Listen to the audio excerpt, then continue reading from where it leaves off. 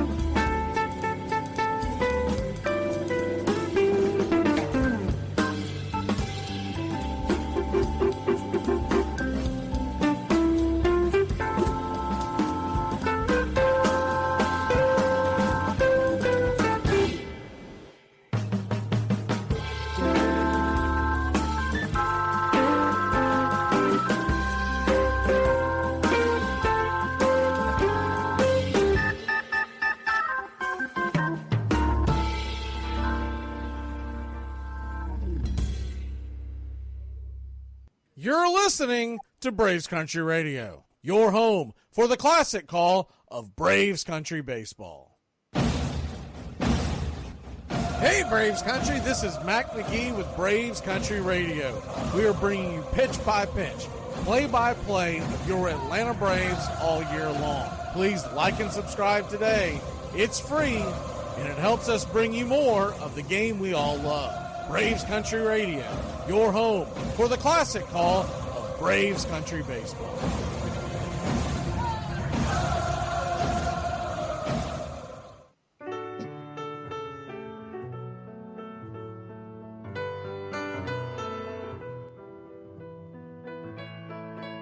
Casey at the Bat by Ernest Lawrence Thayer.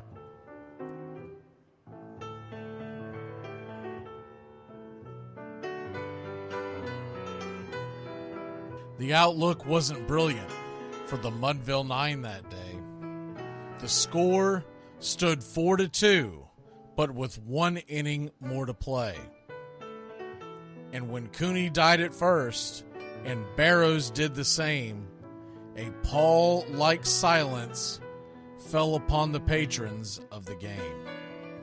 A straggling few got up to go in deep despair. The rest clung to the hope which springs eternal in the human breast.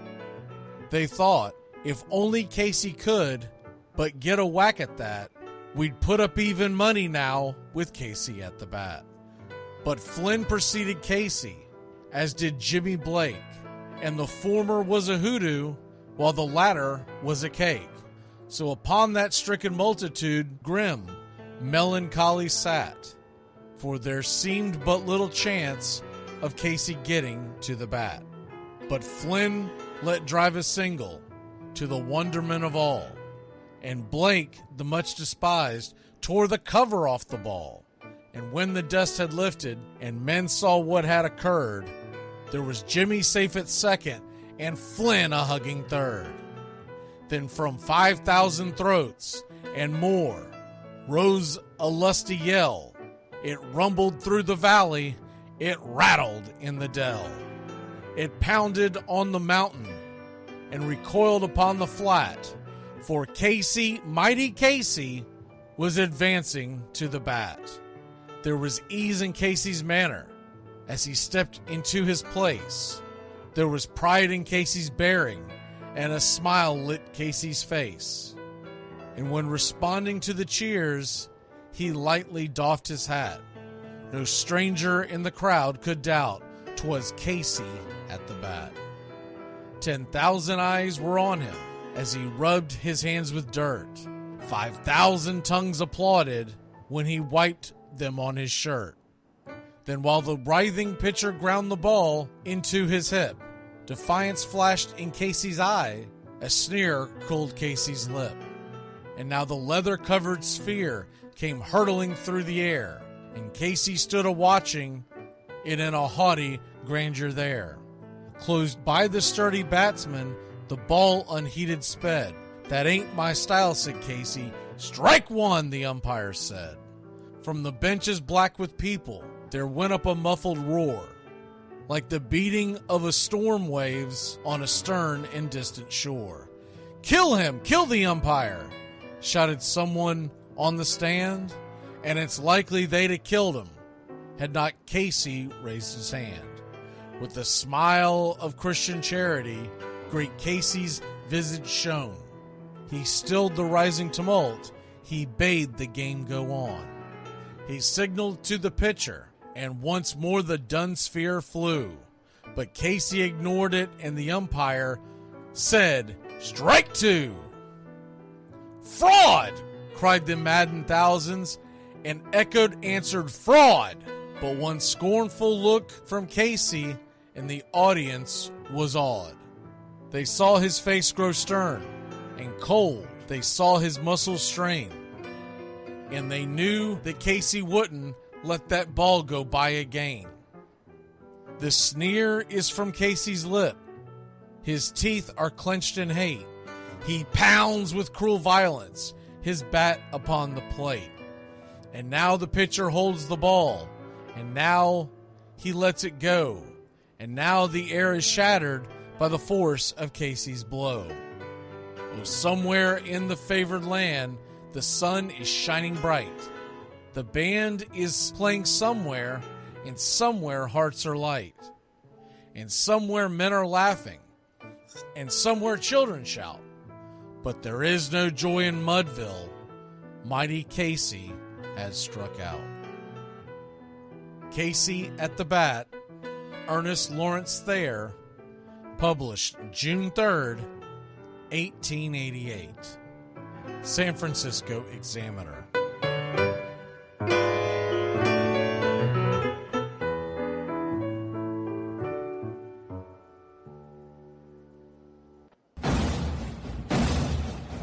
Braves Country, I'm Mac Magee. Join us for Pitch by Pitch, Play by Play, the classic call of Braves Country baseball. We're bringing you Atlanta Braves baseball all year long. Jump into our pregame show, Braves Country Today, just before first pitch. Stick around for the postgame show, Braves Country Tonight, where we will open up the phone lines and react to your calls or your comments all year long. That's Braves Country Radio, pitch by pitch, play by play, your home for the classic call of Braves Country baseball.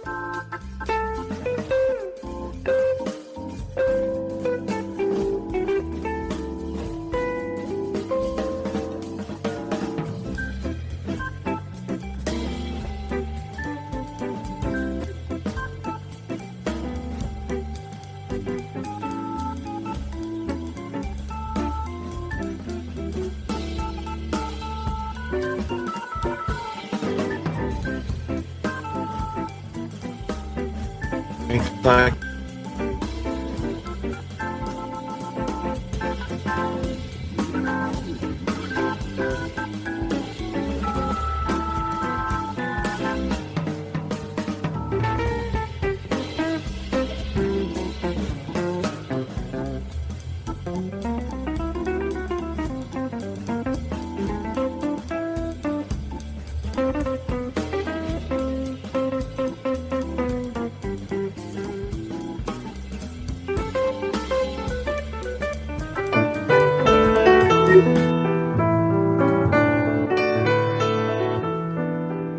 Lineup for Braves Country by D.M. Magee, 2024.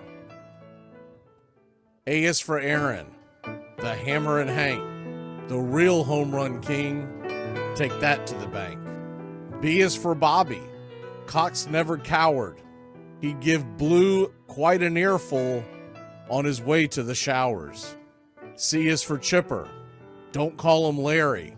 He would show up in Shea, the Mets he would bury. D is for David, justice he'd bring. A Game 6 solo brought Atlanta their ring. E is for Eddie Matthews, 512 bombs away. Lit skies from Boston to Milwaukee to the A. F is for Fred, McGriff dog-biting crime. A fire was lit the day he arrived. G is for Glavin, southpaw winds and kicks, changing speeds east and west, a gem in Game 6.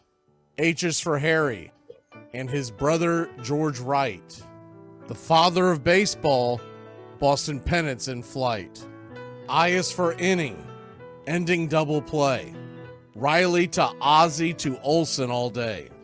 J is for Jones, Andrew let her fly, and his gloves in center is where singles would die. K is for strikeouts, a plenty from Strider, the quads in the stash, getting swings from that slider. L is for Lopez, Javi to B-Mac, Travis and Smurf We've been lucky to see that. M is for Mad Dog. He won 355. Could swat flies with the changeup and still bust you inside. N is for Necro. He got to the hall by bending and knuckling and floating that ball. O is for Otis. Old Nixon could fly. The catch at the wall baffled our eyes. P's still for Peterson. We were all rockin' pearls. With Eddie and Jorge, we were out of this world. Q is a quandary for why Dale is not in. Murphy MVPs again and again. R is for ranking. The top pitcher's lore. Remember Kid Nichols, 107 WAR. S is for Smoltzy. The big three in the hall. When the game's on the line, you give John the ball. T is for Tyler.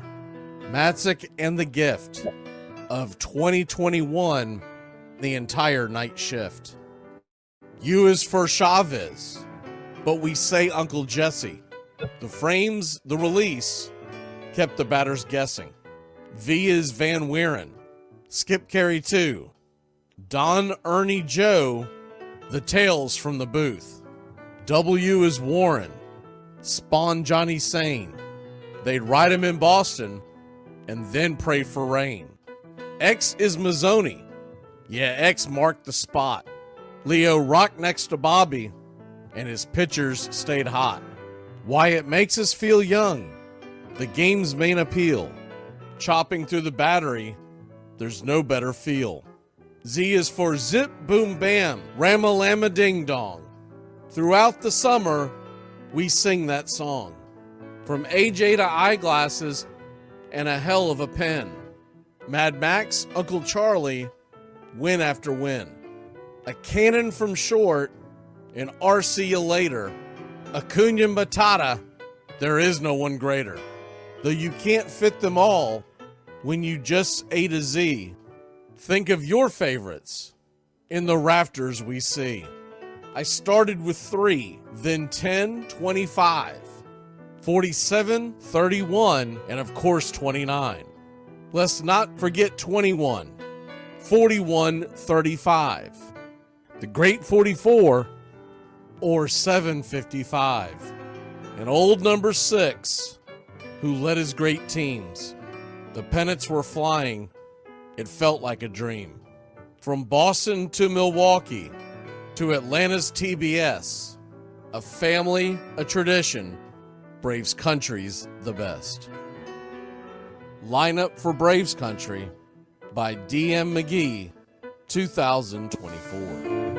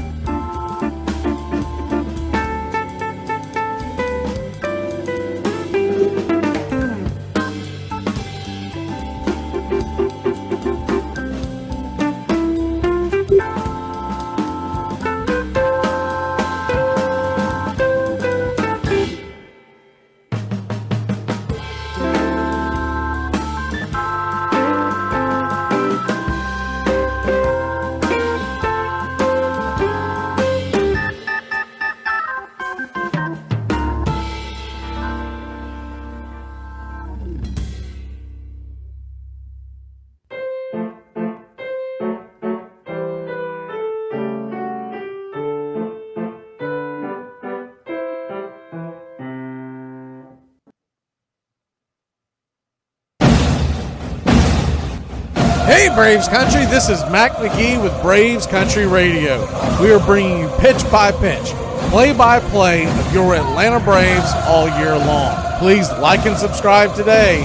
It's free, and it helps us bring you more of the game we all love. Braves Country Radio, your home for the classic call of Braves Country Baseball.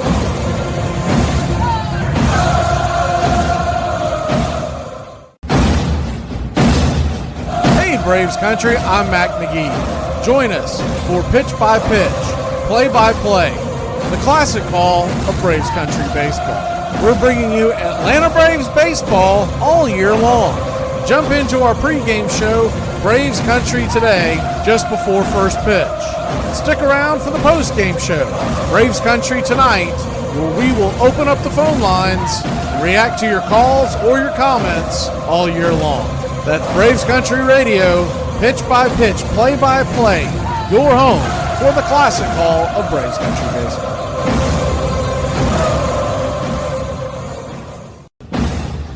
To left center, can Andrew catch up with it? A diving catch ends the game!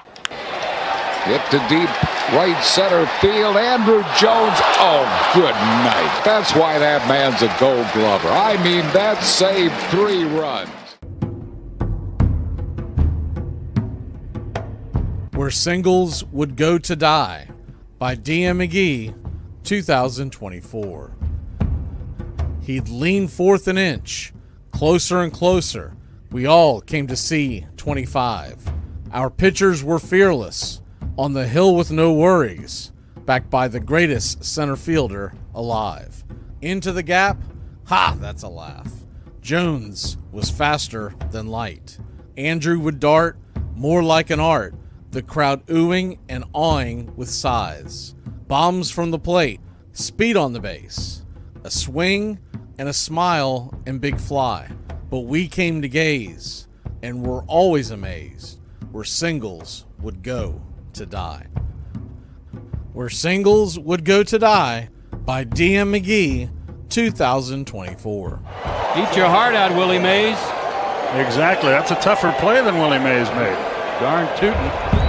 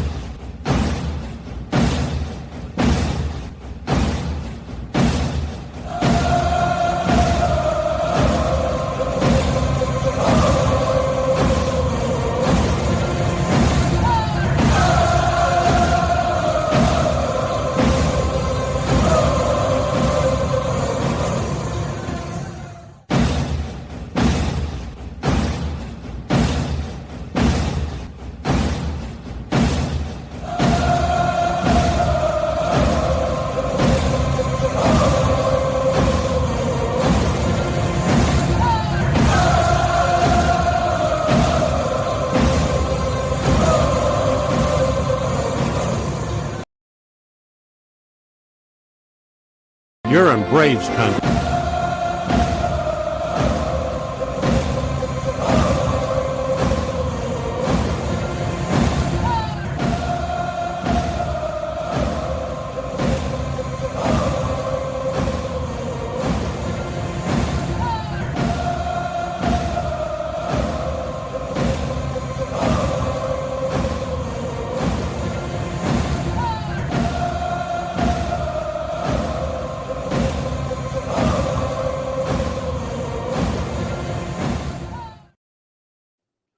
Good evening, Braves Country. Going to take this off the screen real quick so you can get a good look at tonight's lineup.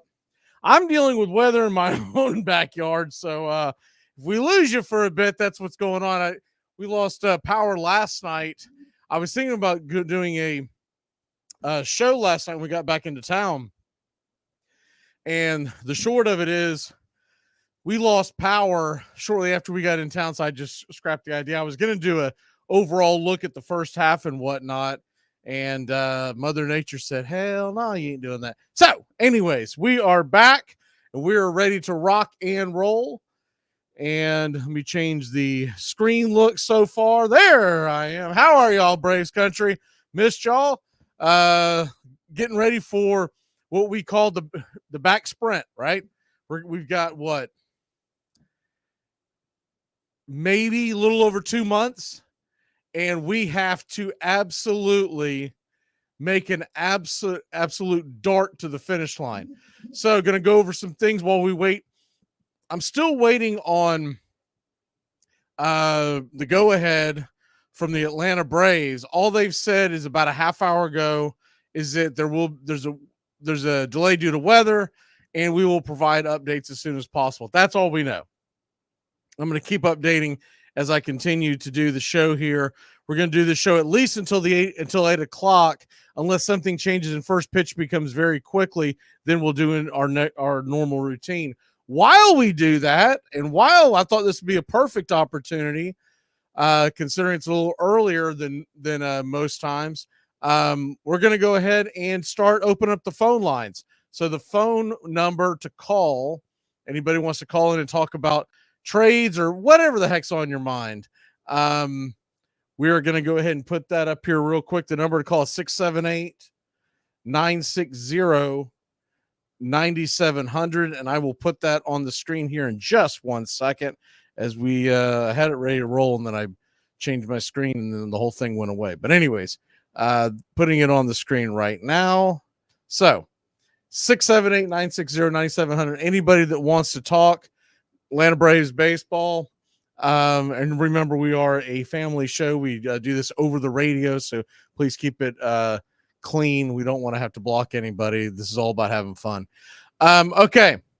Atlanta Braves are going to go into tonight 11 games over 500. That's the big picture of it, right? 11 games over 500. I was taking a quick glance at the MLB standings coming into today. And if you look at the Braves wild card, we are 53-42. The Cardinals, by the way, are the closest team to us in the wild card. They are 3.5 games back. So if they were to sweep us in this series, they would drop just a half game back and 1 game back in the loss column. Hopefully that doesn't happen. And we can hopefully win this series and then gain an advantage on the Cardinals, open our lead just a little further. The Mets are right behind that. They're a half game behind the Cardinals, meaning they're 4 games behind us. If the playoffs started today, the Cardinals would come to Atlanta, and the New York Mets would be on the road against the lowest division team. Right now, that would be the Milwaukee Brewers, but you don't know how that would play out. And so what we're looking at here, realistic teams that are going to be buying and teams that are going to be selling, because we are 11 days from the trading deadline. It's June 30th at 6 p.m. June 30th. It's a Tuesday. That Tuesday night, if you haven't heard us talk about it yet, that Tuesday night, the trade deadline's at 6 p.m. The Braves play at 8 p.m. We're going to come on the air at 6:30, let the dust settle, and come on for a reaction show to the trade deadline. Usually the Braves have a flurry of moves right at the deadline. So we're going to have a reaction show. Got a couple of the guys that are coming on with me. We're going to talk all the entire trades. You've got one guy that's going to be on with us for the American League, the other guy for the National League. We're just going to kind of react to everything we see, but heavily talking about the Braves. It looks like Michael Harris, by the way, that he will be with us somewhere at the beginning of August is what it looks like. That's what they're telling us. They're saying that they shut him down for a few days, but that was because of the All-Star break. They basically just want him to go back and kind of rest. And now what I expect in the very near future is that he will be put on a rehab assignment and then join the big club. They will probably slowly rev him up And I don't expect the rehab assignment to happen until probably next weekend. And then that would give him a handful of games going. So at the All-Star break, or it's not the All-Star break, excuse me, at the trading deadline, it's going to be like we're getting a brand new center fielder. We're going to get Harris back. Kelnick would slide over either to right or left, depending on what we do at the trade deadline. And that's where we, no, that's incorrect, Mark. Harris is coming back. That's why you always listen to Braves Country and not whatever you're, yeah, I don't even want to know what site y'all are on. It was stated yesterday that Harris is expected to be back in very late July or most likely early August. It really depends on when they're set him on his rehab. I think they're going to baby step him. Now, if you missed the news, Ramon Laureano is back with the team. He's up. He's off the IL. They DFA'd Brian Anderson. Brian Anderson, no thanks. I don't want to go to the minor leagues. I'll take my chances elsewhere, right? And so he's going to go to Brian Anderson is going to basically kick the tires on other organizations. He's a veteran that wants a chance to play, and I don't blame him if he thinks he can play elsewhere. What did we use him? One game the entire time he was here, so I can't blame him for leaving that. So, look, I think Brian Anderson was always a pretty solid player, but at this point with the team trying to make a run at the postseason, he is definitely not a starter for the Braves unless the wheels totally fall off, right? So anyways, let's hope that Harris goes well and Harris comes back in early August. If there's any setbacks, then you could be talking about not getting him back till sometime late August, early September. That would be a worst case scenario. And let's hope to hell that's not what it is. What it comes down to, y'all, if you're all wondering, like, why is it taking him so long? It's because he's a center fielder and it's a hamstring. And the last thing they want to do is rev him up. And then he pops the thing again, pulls it again, and then you're back over to square one. And then you're hoping you get him back in time for the postseason. So that's why. I know it seems like, man, all he did was he twinged it. And he has said several times in the last couple of weeks, he feels great. He doesn't feel it, but they want to make damn sure of it because they're looking at a big picture. If you're looking at the way the Braves are looking at it, they're saying all the right things, right? They're saying we still want to win the division. And by God, this is a team that comes here to win the division. But big picture is you want to make the playoffs. And you're probably not catching the Phillies. You're 8.5 back at the All-Star break. It's very rare that's ever happened. I think the only time the Braves have ever done that far back was, if anyone remembers, 93. We were 8 or 9 games back in August when we chased down the Giants. And similarly to what we did in 2022, the team kind of ran out of gas. And when they caught the Giants, they fell flat on their face in the playoffs. So I would rather just cruise in with the wild card and say, let's get ready to play the first round. But I do believe the Braves are going to be making some moves. I think there's a certain part of the fan base out there, and there's also a certain part of the social media that tries to tell you time and time again that the Braves aren't going to do this, or they're going to make something like outlandish move that just isn't likely.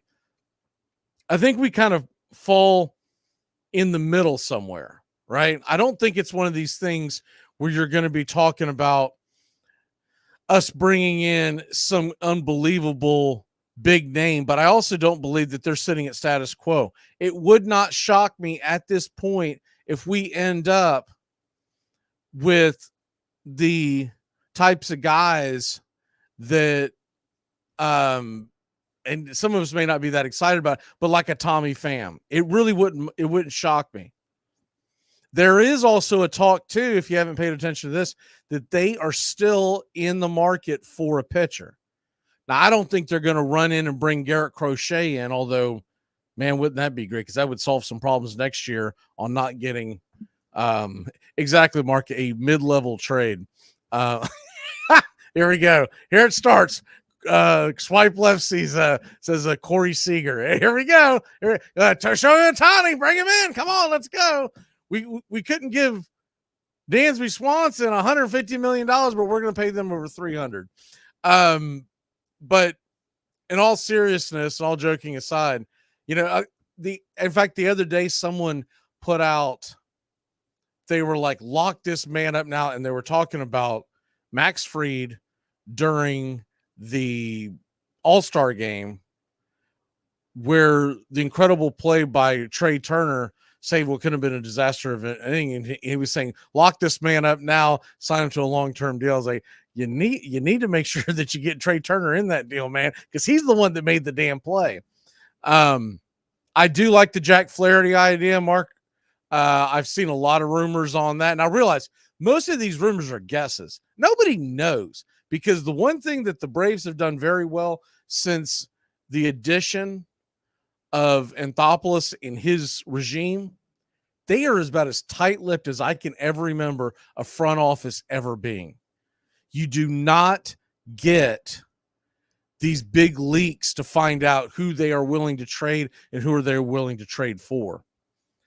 But you look at some of these things that are being rumored, I still love the idea, and I know it doesn't fall into everyone's, oh, that's great, that's a sexy pick, let's go.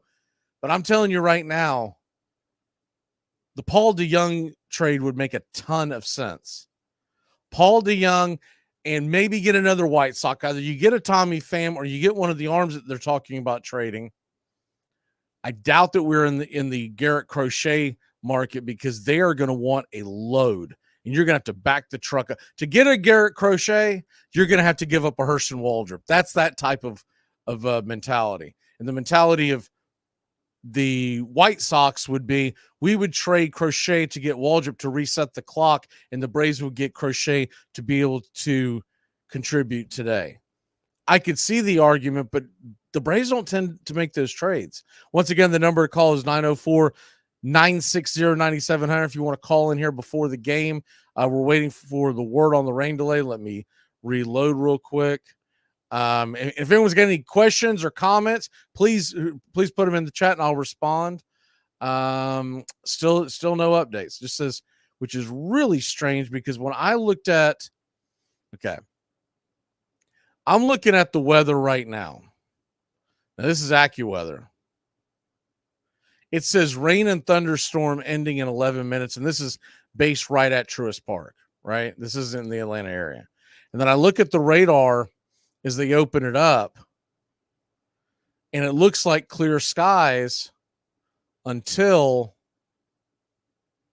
I will say, looking at it, there's a pocket there where you could play 2.5 hours, but you got to get on the stick.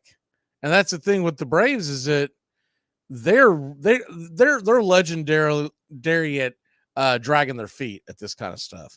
If they wait, then there's another pocket that doesn't start until 9 o'clock.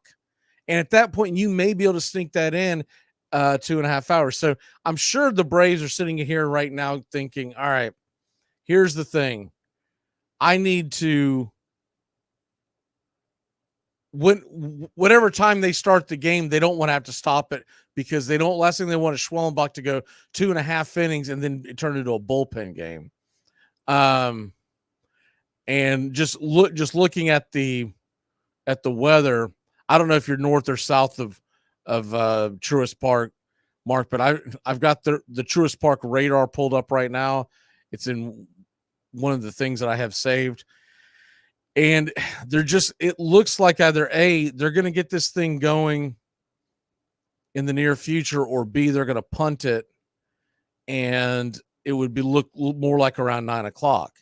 But I don't know why they haven't assessed it and given at least because most teams, what they're known for is that they'll say, all right, we're going to shoot for this time, we're going to shoot for that time. They're not doing that right now. They're just mum's the word. So I'm hoping, usually at 8 o'clock Eastern, which is up in about 10 minutes, they usually give an update per the top of the hour. So with that being said, we'll just keep talking some baseball. Hopefully somebody calls in, because it'd be fun to talk baseball with other people. But if not, I'll keep yapping away and see what kind of rumors we can come up with. I still think the most logical for the shortstop corrections, talked about this before. If you look at Paul DeJong, he's a right-handed power hitting shortstop. He's solid defense. He's not what RC is, but few are. But he has reverse splits. You can start him against right-handers, which is predominantly what you face, and he rakes against right-handers. He doesn't hit left-handed pitching really well for whatever reason. It's really strange because he's a right-handed hitter. Orlando Arcia still hits lefties pretty well, and you can platoon it. I mean, I think you can make it work with that trade with the White Sox, because they're going to be selling off all their little assets. You could see a Tommy Pham come in. I just don't like him as a clubhouse person because he's been a cancer everywhere he's gone. And he's usually not a fan favorite. He's not a locker room guy. And that's the kind of stuff that you worry about if you bring him in. Because he did play well with Arizona last year, right? Into the playoffs. But then why in the world did Arizona not bring him back when they could have brought him back at a very cheap price like the White Sox ended up doing? It's got to be because they were over him. It's the same thing that's happened with Jazz Chisholm. If you see Jazz Chisholm being rumored to be traded away, and the first thing you think of is the Jazz Chisholm can play all over the outfield. He's hit decently this year. He's not turning the place up, but he's hitting okay. And he can also play second base in a pinch if something were to happen to Ozzie, or just give him a day off. And obviously he could pinch run. The problem with Jazz Chisholm is he has been a jackass. He has said a lot of things where he has put down other players and really rubbed his teammates the wrong way. Kind of like a guy who's full of himself, and you can deal with the guy who's full of himself like a Bryce Harper, but at least he backs it up. Jazz Chisholm's never backed it up, and so that's the problem. So back to who were realistic trade targets for the Atlanta Braves, and you got to look at, we're looking at adding, I believe, at least one pitcher, whether he's a starter, a swingman, maybe a reliever. Although our bullpen's been lights out. I don't think it's ever bad to add a reliever at the deadline, because I do believe that it's good to you inject some energy into the clubhouse, but then the other thing is you can get that guy in there and he can just eat innings. Now you get some of that. By the way, Detroit leads Toronto 3-0, and a guy just hit a home run who's been heavily rumored to be traded, a corner outfielder, Mark Kanya. I'm just not a Mark Kanya guy. I will tell you this. I know we got some Pirates fans that listen here on Braves Country. I heard 3 different outlets suggest that Kanya would be a very good fit for the Pirates. They believe that the Pirates are going to buy soft. They don't believe that they're going to be all in. They think they're going to buy soft. They think that the Braves are going to be aggressive, but it's a smart aggressiveness. It's not going to be somewhere where you're coming in going full throttle and unloading all of your entire farm system to bring in that big bat, that big arm. That's why I don't think Garrett Crochet ends up with the Braves, unfortunately, because I love what Garrett Crochet would bring to this team. And he answers the problem when Max Fried walks away next year. Let's not forget about that, y'all. Max Fried's leaving. Max Fried says all the right things and does all the right things, says he wants to be a Brave, but Max Fried's not willing to give any kind of a discount. Max Fried's going to be looking for a $200 million deal, and the Braves aren't going to pay that to a pitcher, not a 31-year-old pitcher. So with all that being said, I'm going to hit up some of the other rumors, may or may not involve the Braves, but it just, guys that would be fun to see where they land. What about Vladimir Guerrero Jr.? Obviously, the Braves aren't making a trade for a DH or a first baseman, but I do believe Vlad gets moved, and that's going to be an interesting who finds him. Garrett Crochet already talked about him. Garrett Crochet is going to be an interesting ad for if they. I still don't understand if you're the White Sox and you have 3 more years of control for Garrett Crochet, why you would be in a hurry to trade him, other than the fact you're worried he's going to blow his arm out and then you're going to lose him. I get that part of it. I already talked about Jazz. Pete Alonso is one that they keep talking about. I just don't see if the Mets are in the playoff run hunt. How do you trade Pete Alonso? I get it. He's going to be a free agent, and he's not coming back to New York. He wants the moon and the stars. It looks like the Mets are actually going to be fiscally smart and not pay him $400 million, whatever the hell he thinks he's worth. But how do you trade Pete Alonso at the deadline if you're the Mets, whether we like it or not? The Mets are serious contenders for the wild card. I don't think they're a serious threat to go deep in the playoffs, but we've seen stranger things. This time last year, were we sitting there going, oh, watch out for those Diamondbacks? No. So it really comes down to if the Mets were to go on a bad slide, 6-7 game losing streak between now and a week from Tuesday, which isn't very likely. Okay, then I'll believe you. But to say Pete Alonso is going to get traded, he keeps popping up. I don't buy it. Max Scherzer, I do believe Max Scherzer gets moved. I'm still not sold that Max Scherzer is going to be a guy that is a difference maker, because I'm still in the camp. He's thrown 27 1/3 innings. I'm still in the camp of once he hits about that 50 inning plateau, his arm's going to start getting tired. The league's going to start seeing him again. And then when you get to the postseason, you have a guy that is literally just a glorified starter. He's basically an opener. He's a guy that could go 4 innings, and then you better go get him because he's going to get bombed. We've seen it the last couple of times in the postseason. It's happened every time. He no longer has that blow you away stuff, but in the regular season, he can be a very good regular season pitcher. Robert says, let's pick up Redone. I don't know who that is. Are you talking about Anthony Rendon? I don't know what position you want to play in, but he can play left out. And let's see. Let's go to another article as I'm still checking. We don't have any. See if the Braves have woken up and decided to tell anyone anything. They have not, but we're coming up right off the top of the hour, which is usually when they do it. So we'll see what happens there. These are trade targets they're talking about for the Philadelphia Phillies. We do have to keep an eye on this because you never know.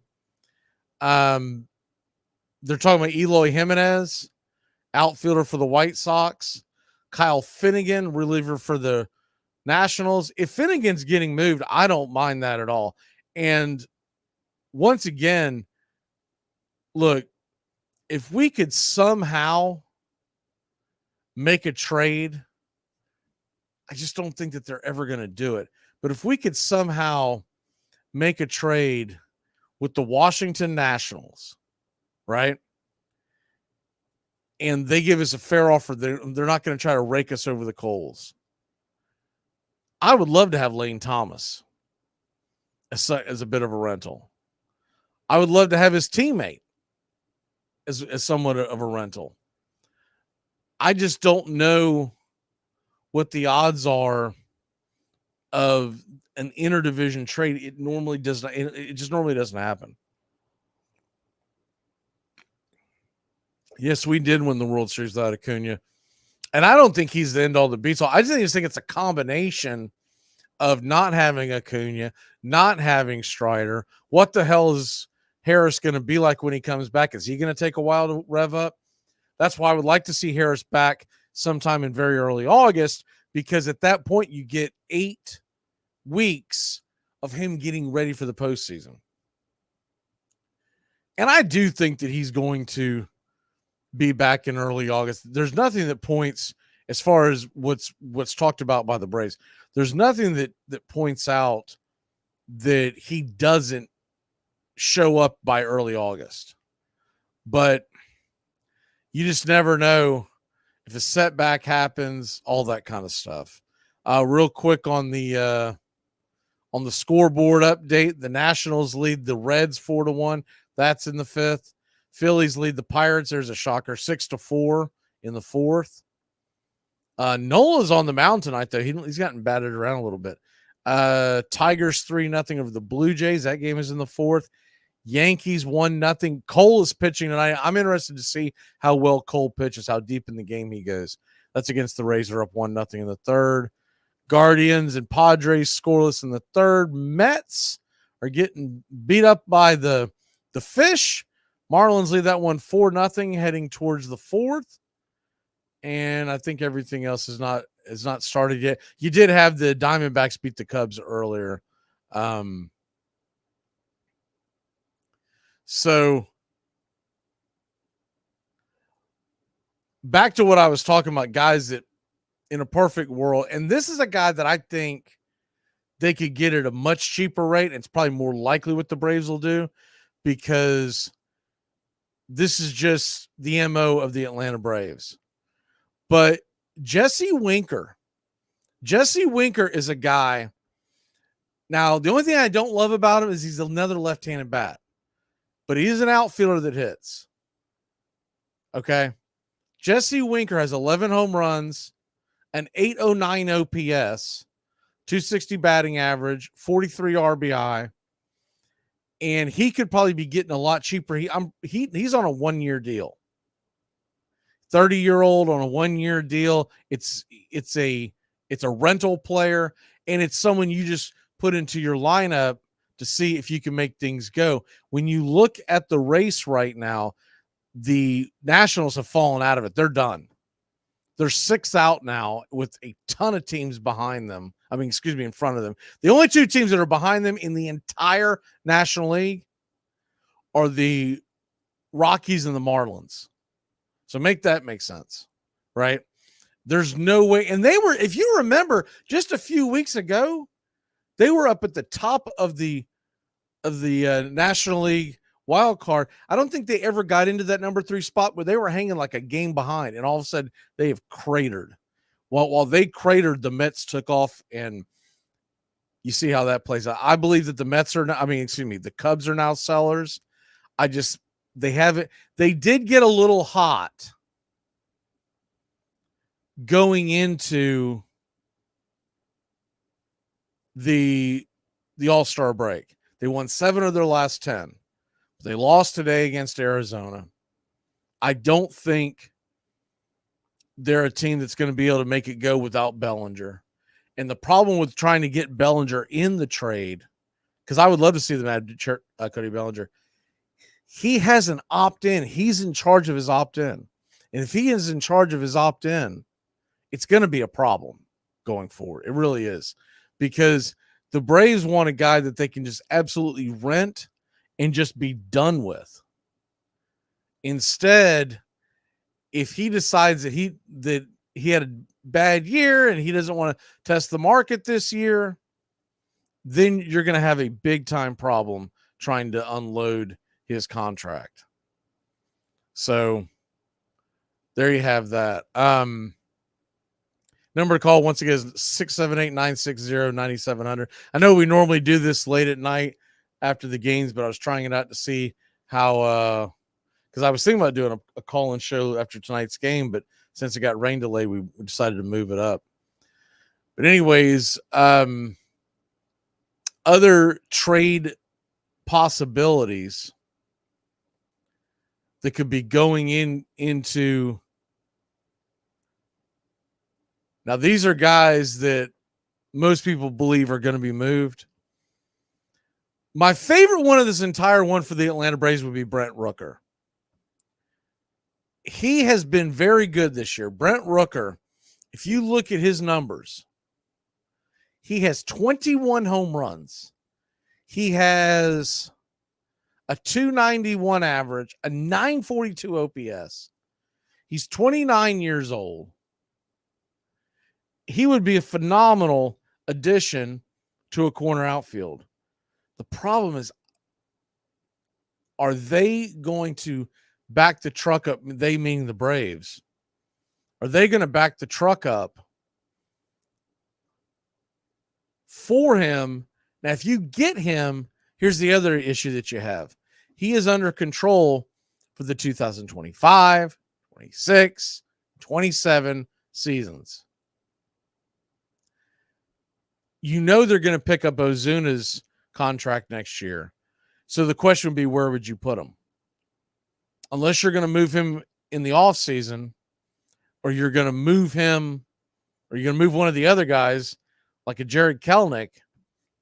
That's why the Braves don't make a lot of sense for Brent Rooker. But, man, is he good. We see him a lot. Let's see if the Braves have updated anything about the first pitch. Let me see here. Here we go. What are we sitting at? 8:07 p.m. They haven't said anything in a hot minute. It's been an hour. Okay, so maybe in a couple more minutes we'll check it one more time. After that, I'll probably go to a break because I'm just up here spinning my wheels talking about these things. But you look at I like Jesse Winker for the Braves mainly because he's a rental. He's a 2-month rental. Got a caller. What we got here? Welcome to Braves Country Radio. Who do we got here tonight? Mac, it's John from the chat. Hey, John, how are you, sir? Doing well, sir. How about you? I'm ready for the second half of the season to get started. I am so ready for the second half. It would be great to come out the gate, get a big win tonight, keep the momentum going. Can't wait for the game. Hopefully the rain leaves us alone here. Yeah, I can't believe they haven't updated, but the Braves are famous. It's weird. They're very good at all other aspects of social media, but when it comes to a rain delay, they usually drag their feet. Well, the rumor is Snit is the one that calls it, so he can't make up his mind. That's a joke. It wouldn't shock me. Honestly, it wouldn't shock me. Waver and Snit. Hey, I don't want to take up much time. We all want to hear you listen. I decided to call in because everybody in the chat type, but too afraid to call. I got a funny accent. I still called in. That's okay. So, hey, just wanted to say thank you also, Mac. Appreciate everything you do. I'll hang up and listen. All right, John. Thanks for calling in. Good talking to you. That was John from the chat that y'all probably see quite a bit if you're in the YouTube chat. If you're listening elsewhere, you might not know what the hell we're talking about. But anyways, Braves Country Radio on YouTube. Find us today. If you're listening on radio or Facebook or wherever you might be listening from, it's a lot of fun in the chat. And that's usually the only chat that I continually see.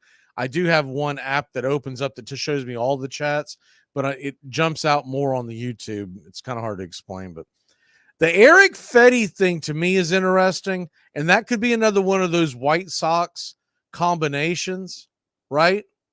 That could be look, Eric Fetty along with Paul DeJong of the White Sox. I don't think you would have to do a whole hell of a lot. He's 31 years old. He signed a 2-year, $15 million deal with the White Sox at the beginning of the season. If you're not familiar with Fetty before that, he actually pitched overseas, came back this year, and he's looked good. He has pitched really well. He's got a 2.99 ERA, 111 innings. So I like the Fetty move if they can get it. I like Jack Flaherty. He's pitched so much better. Oh, my God. And he has a 1-year deal with the Tigers. So if you do make the trade and it doesn't work out, you don't have to worry about trying to unload them or what are we going to do with them. You're just done with them for the rest of the year. It's a 1-year deal at $14 million, but you got to figure what the Braves would be on the hook for would be about 4 down the stretch. He's got a 3.13 ERA, still has a pretty decent strikeout range. Both of these guys are right-handers, by the way, in case you're not familiar with them. Talked about Jazz, talked about Winker. We're not in the market for a catcher, so I won't go into the catchers that they have up here. Carlos Estevez, very good closer, very good reliever for the Angels.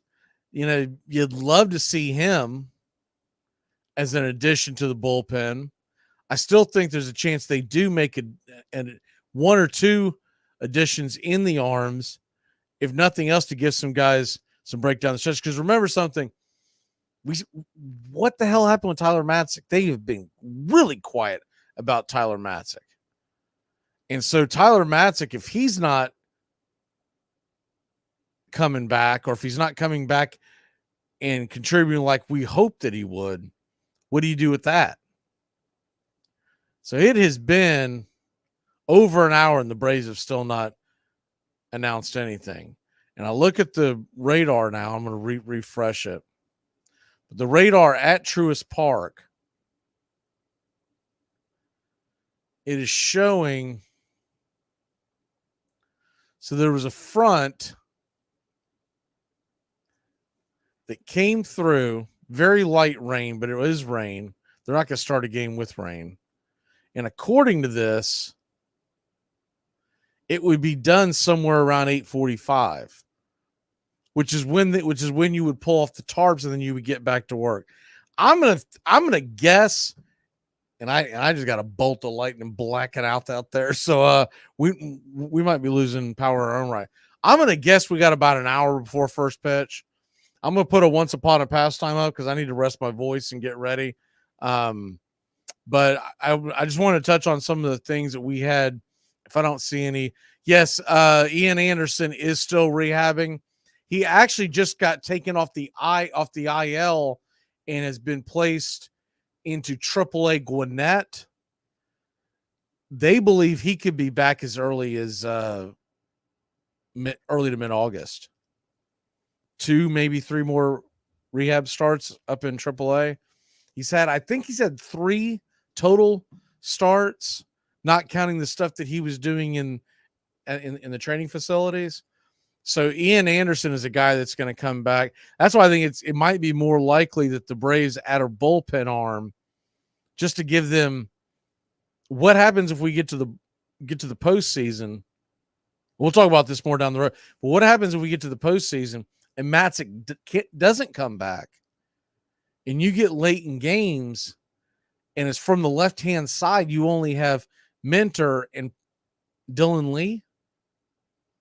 They may want to add, because the whole reason why they built the bullpen the way they did this offseason was to have pretty close lefty. But Aaron Bummer, though he's a lefty, you can't put him at the end of a game. Aaron Bummer has proven that he is what he is. He's what the White Sox gave us. He's a guy with a 6 ERA from the left side that can eat some innings, but let's not put him in a pressure situation. So I'm going to take a guess that we're about it, maybe top of the hour, 9 o'clock. Hopefully it's that early. It may be an hour. And see what we got here for Once Upon a Pastime series. I don't want to play one that's too darn long, but also don't want to play one that's too darn. All right. We're going to do Once Upon a Pastime series. I think everyone liked the World Series ones. We played World Series Game 3 last time, and this one's a little over an hour long. So we're going to play World Series Game 2 and step away so I can get ready for the game. And as soon as I know something, I'll pop in here to the chat, y'all. Here is Once Upon a Pastime series. This is the World Series Game 2 edition of Once Upon a Pastime. And if I lose you, we will be back. I just have to, I swear anytime there's a strong wind outside, it knocks out one of our transformers. We'll be back in a flash here on Braves Country. As soon as we know something, we'll be right back. You're in Braves Country.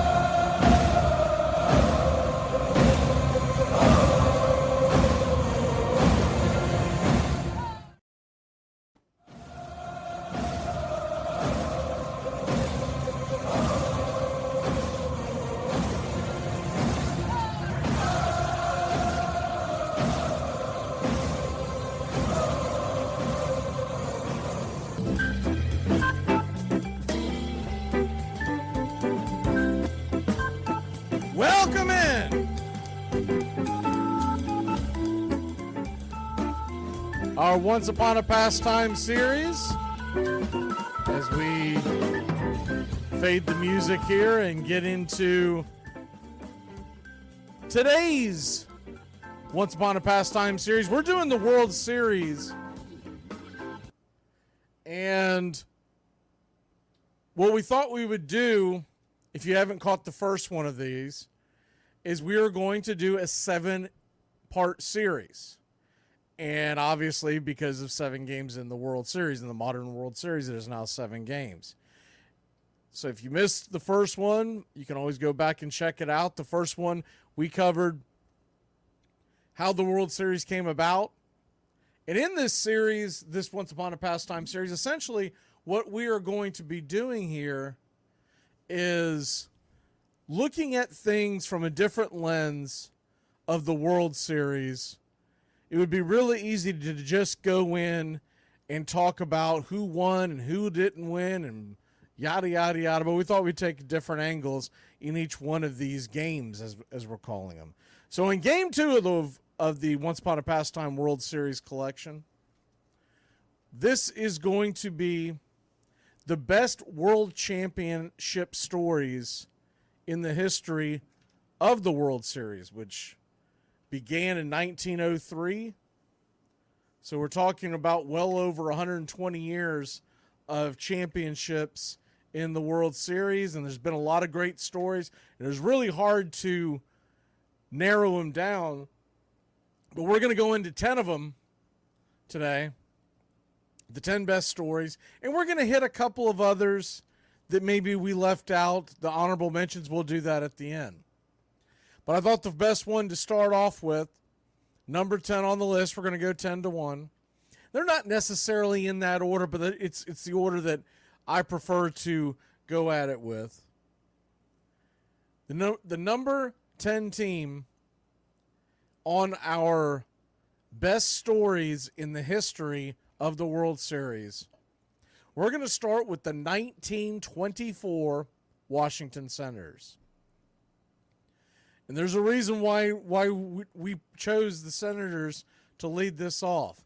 The Washington Senators went 92-62 that year. Remember, back then there was only 154 games in a season. And back then you only had the winner of each league that would move on. And the Washington Senators won their very first American League pennant. And why was that historic? Why was that a great story? Well, the Washington Senators were led by none other than what most historians, including myself, refer to as the greatest pitcher of all time. That is Walter Johnson. You look at his numbers. That year he had a 7.5 WAR. But you look at his numbers over his career, you really can't doubt what Walter Johnson did. Walter Johnson won 417 games in his career. Walter Johnson had 110 shutouts in his career. His 417 wins, second all time. He'll never be passed on that list. Only the great Cy Young, who was not a better pitcher than Walter Johnson, just pitched in a different era where you pitch more often, and so he accumulated more wins than losses. But Walter Johnson was right there at the beginning, where you were not taking 4 or 5 days rest in between starts. So yes, he had more opportunities, and something else that was different back then compared to what we have in today's game is the simple fact of the matter that when you look at the game back then, the starters typically went the entire game. Now, sometimes when you would get to championship levels and championship games, there are times that you would end up with a reliever coming in late in the game. But as far as the regular season goes, you were pretty much expected to go the distance. You did not have these huge rosters, and so a starting pitcher went the full 9 most of the time. Walter Johnson was a guy that, look, if you looked at his delivery, and everyone talked about him being the hardest thrower back then, I don't know if that's necessarily true as far as the speed that he threw. But the thing about Walter Johnson, if you look at his old video, what little video that is of Walter Johnson, it was his delivery. It was more of like a slingshot coming out of his right arm. So it was a little bit of the fact that he was throwing at the time that was considered extremely fast, lower to mid-90s. But it was also the fact that when he came at you, that arm just kind of slung out of nowhere, and it was really difficult for batters to pick up. Well, Walter Johnson had gone his entire career chasing immortality and had never gotten to the big stage. And this 1924 Senators team finally did it. They finally get their first American League pennant. Now remember, the Senators were playing in the American League at the same time that you had teams like the New York Yankees, who were just starting to build something, the great Boston Red Sox teams, which, let's be honest, were some of the greatest of all time. And then you also had a lot of other teams in that time period that were kind of blocking his path. And it really wasn't Walter Johnson's fault that the Senators never did better than they did. It was the fact that he was always on a bad team. But he was also in the same division, or the same league, excuse me, as those great Chicago White Sox teams. Of course, what they're remembered for is throwing the World Series, but the reason why that was remembered because those teams were damn good. And then, of course, you had the Tigers with Ty Cobb, the Philadelphia Athletics, who were dominant in the very early part of the previous decade.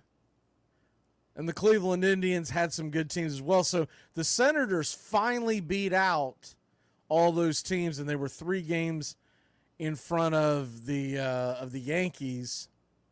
And they ended up 2 in front because the New York Yankees ended up playing 2 less games because they weren't needed. But they secured the championship, and the 1924 World Series begins, and you have a Senators team that is about to take on another historic team in its own right, and that was the New York Giants, the New York Baseball Giants. And, of course, the New York Baseball Giants were National League royalty. And they were there from the very beginning. You had John McGraw still managing the team.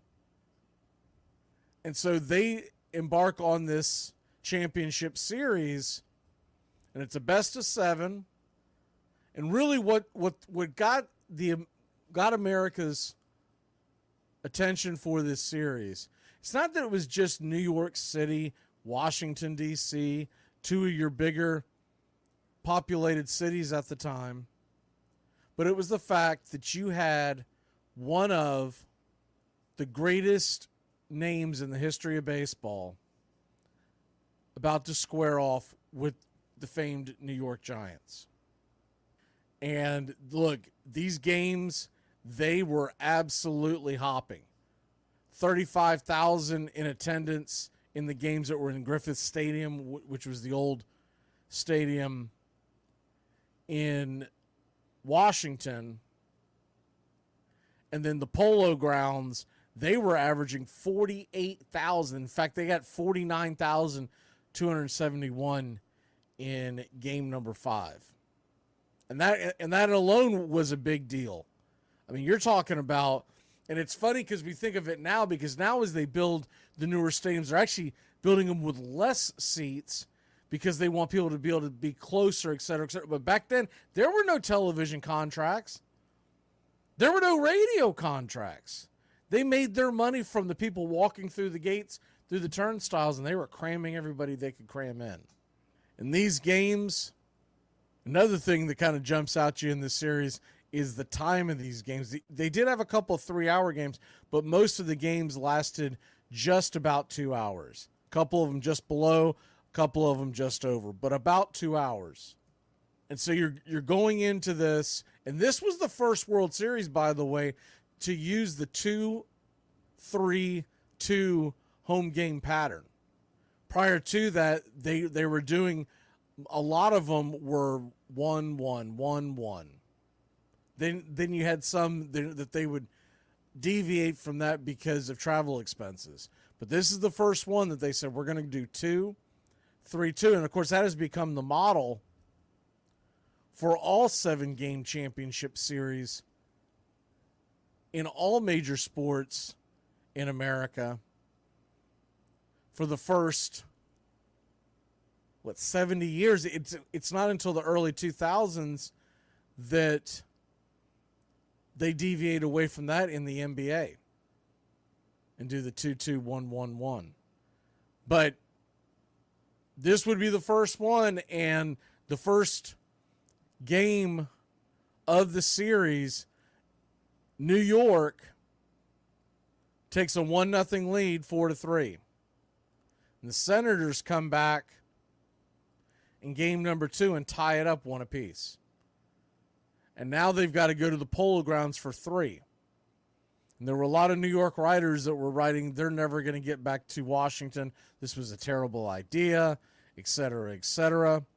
New York wins game number 3 to take a 2-1 lead. And then in game 4, the Washington Senators win a big game 7-4, and that sealed the deal to know that they're going to have to go back to Washington.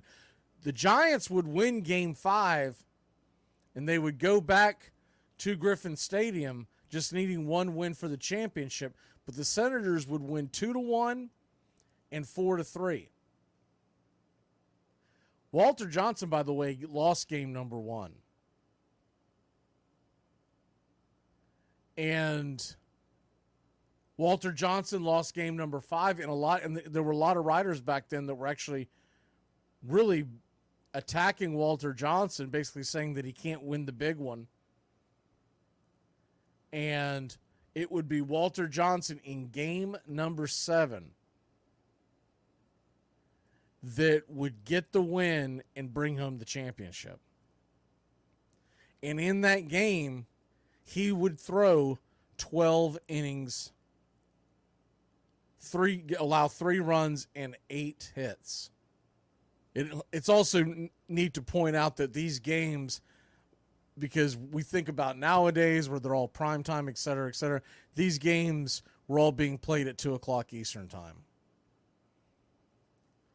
And they were doing that so people could get to the park.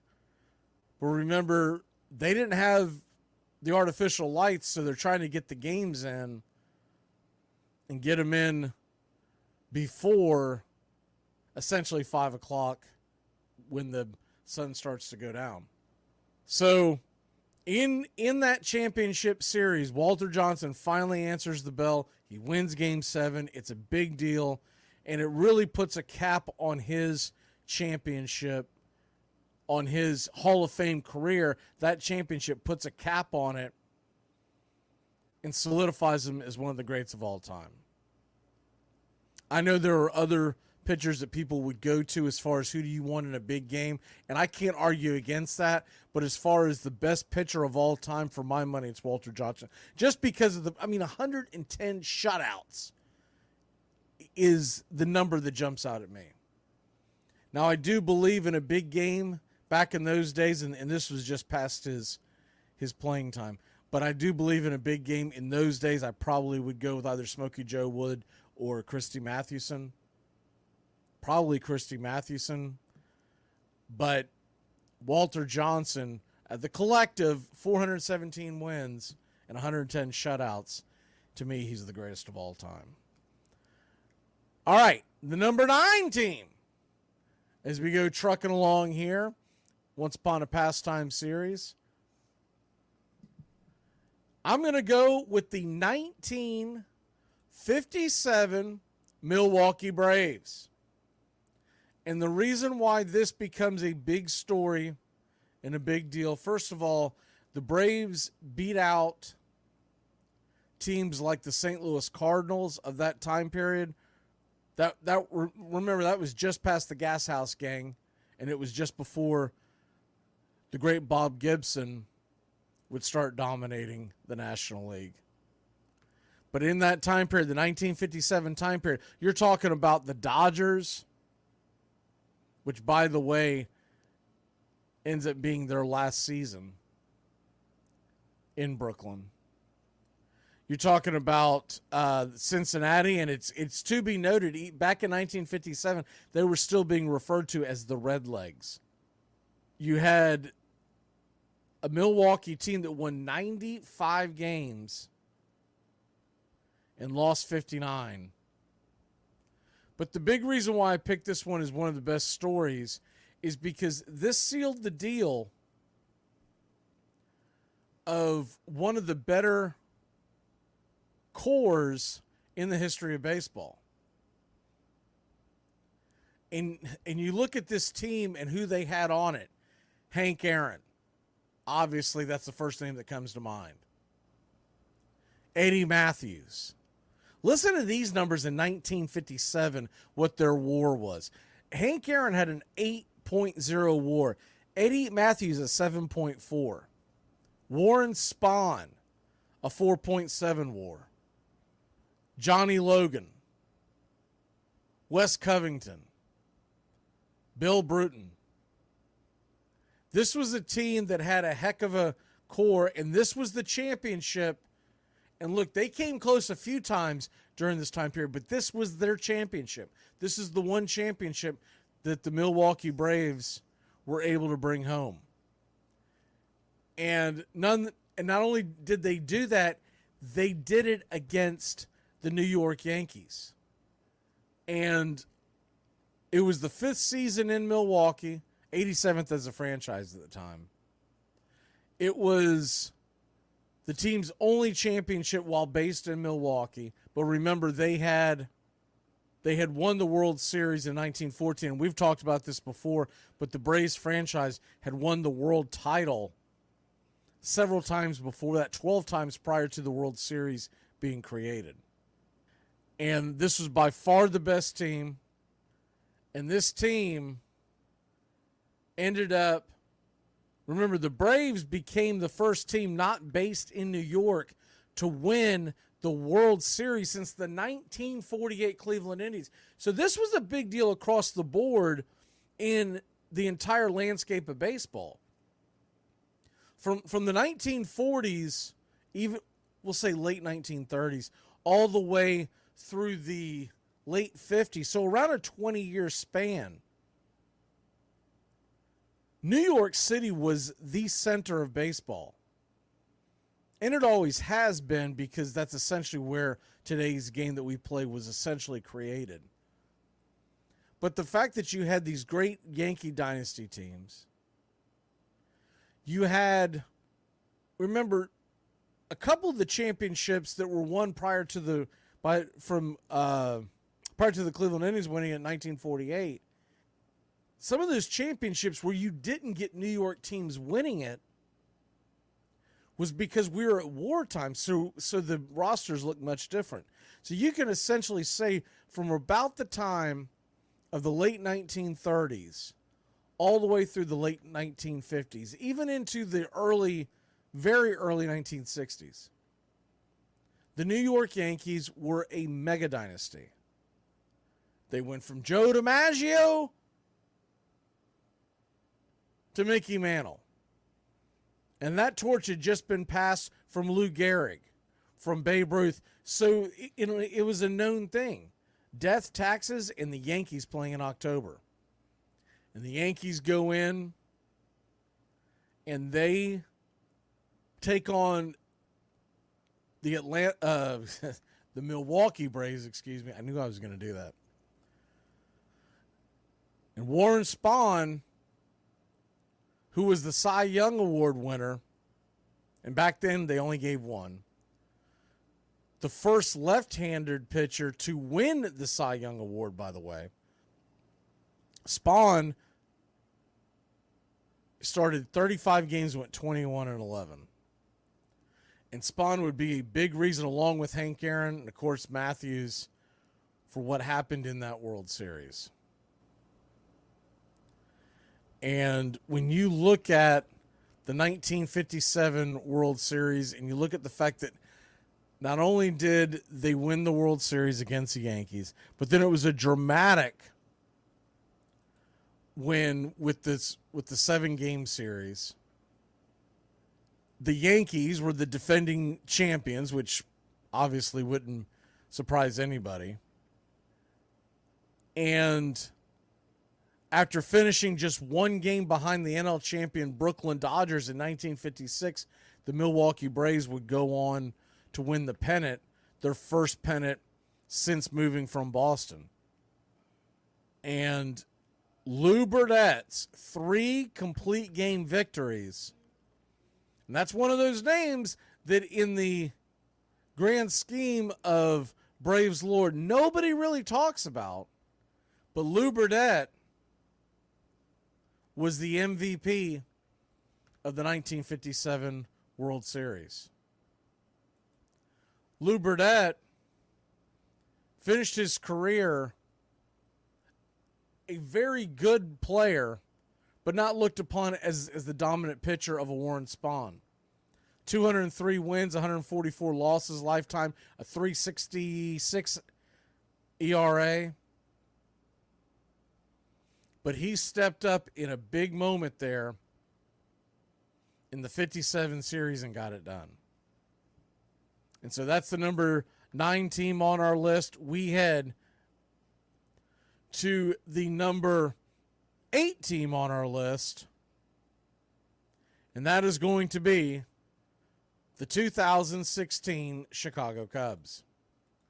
And the reason why we're going with the Chicago Cubs, 2016, for obvious reasons, but it has to be stated this team had not won the World Series since 1908. This team was living through what was a perceived curse. Some people pointed at the time that this was a curse because of the Billy Goat. Most others who preceded the 1940s Chicago Cubs teams say that it wasn't the Billy Goat, it was Merkel's boner, where a botched play by the New York Giants' Fred Merkel leads to the Cubs' last World Championship. And that's really the one that I always went off of. Obviously, I wasn't alive for either one. And when you're talking about a curse, you're really just talking about voodoo, right? You're just talking about, superstitions, however you want to word it. But I always went with the fact that it was Merkel's boner because they won a championship when they should have never been in that World Series. It should have been the Giants. So the 2016 Chicago Cubs, and remember something with this Cubs team. They had a lot of pressure on them. It was known that they were the best team in baseball, or perceived as the best team in baseball. They were building up from it. They won 103 games that year. They were managed by Joe Madden, who was a media star at the time. Folks loved interviewing Madden because he gave them the quirky one-liners and whatnot. And I'll say this. I don't know if I'll say that they were expected, but another October to not come through with the World Championship would have been a major letdown. They ran away with the NL Central, beating out the Cardinals, who, remember, the Cardinals had been very good over the last several years, and it wasn't like the Cardinals stunk that year. They were 86 and 76, but they won the NL Central by 17 and a half games. And you look at the way the entire league felt mapped out, In 2015, the year before, you had the Kansas City Royals. This really was a great time before we found out about the cheating scandal of the 2017 Astros. This really was a great time in baseball because at the time you were getting great story after great story. In 2014, that was the magical run by Madison Bumgarner. It was their third championship, but it was the way they won it. In 2015, you had the Kansas City Royals beating the Mets. Very emotional World Series. It was a great run by the Royals, and they were finishing off what they couldn't do the year before. And then 2016, you've got the Cubs here, and then 17 after that would end up being the Astros. Of course, the Astros were very bad at the time, right before the 17 season, but nobody knew that there was going to be all this, the trash can banging and all the stuff that ended up marring that championship. But this was a great time in Major League Baseball. You had a lot of great stories, and the 2016 Chicago Cubs was one of them. They were absolutely one of them. And you look at this team and the way that they went through the gauntlet, and they beating the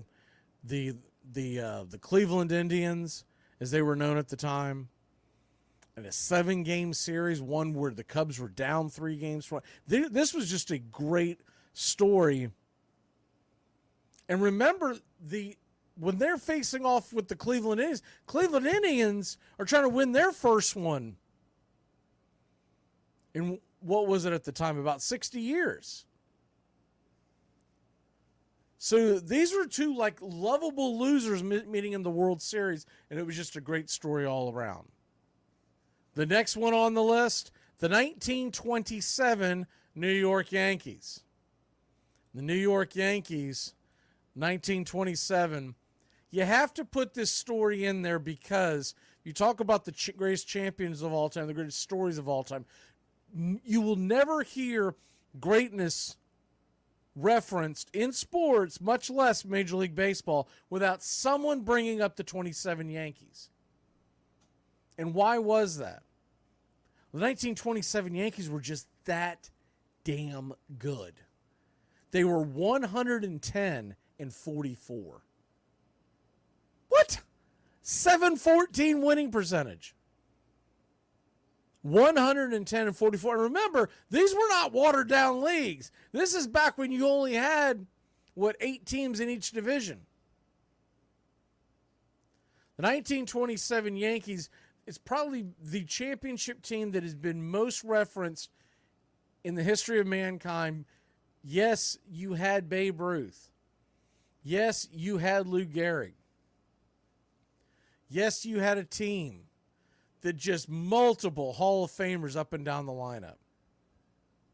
You had Earl Combs, Tony Lazzeri, Waite Hoyt, Wilcie Moore, Bob Musial.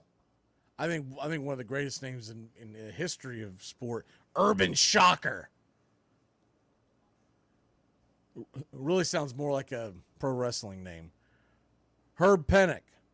This team, as we're just getting out of the dead ball era, this team had Lou Gehrig hit 47 home runs, 109 walks, which led to a .373 batting average and a 1.240 OPS. That is insane. But that's just the tip of the iceberg for this team. This team had Babe Ruth, who set the record that year for the magic number of 60 home runs. Babe Ruth had 165 RBIs in his own right. Why didn't he have more RBI than that? Because Gehrig was usually clearing the bases. They bounced back and forth between the 3 and 4 spot. Babe Ruth, 137 walks. And this is an era long before Barry Bonds ever came in with the steroids and whatnot. This is an era where you didn't intentionally walk guys very often because it was a badge of honor.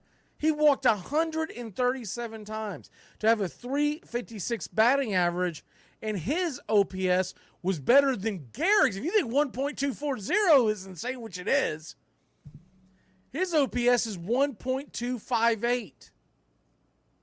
Bob Musial had a 902 OPS. But this is why they called it Murderers Row. This is the famous Murderers Row.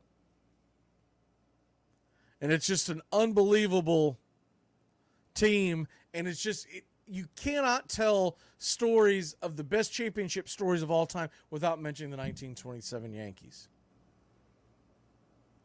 Folks will always look at that team as the best that there ever was. And I don't know if there's ever going to be another team that's going to outperform it. I don't know if there's going to be another team that is going to take the moniker of this is the greatest team of all time. But we all know the further and further we get away. Now the dopes will discount what they did. Say, well, that was 1927. For those of us that actually understand the history of the game, we build that shadow even longer and longer. So it doesn't matter what a team does. We're always going to reference what they did, especially in the time that they did it. 1927 Yankees swept the World Series. A pretty good Pittsburgh Pirate team. They swept the World Series. The composite line score looks like this: 23 runs to 10 runs, 38 hits to 29 hits. The 1927 World Series was looked upon as an afterthought, even though the Pirates were a really good team. The Pittsburgh Pirates were not chopped liver. They won 94 games in their own right. So that's the 1927 New York Yankees. And we wrap up the first five with the 1967 St. Louis Cardinals. And I felt like we had to have a Cardinal team on this list. And I felt like it was really difficult to comb through the stories of, and there's been some great stories with the Cardinal franchise. Don't get me wrong. You could go on and on and on. But I picked the 1967 team because of the makeup of the team. You had Tim McCarver. Roger Maris was playing right field for this team. Lou Brock, Curt Flood, Orlando Cepeda. This team was littered with all-stars, Hall of Famers, and Steve Carlton, Bob Gibson. What an incredible year that this team had. It really felt like they had to be on here. And the 1967 Cardinals team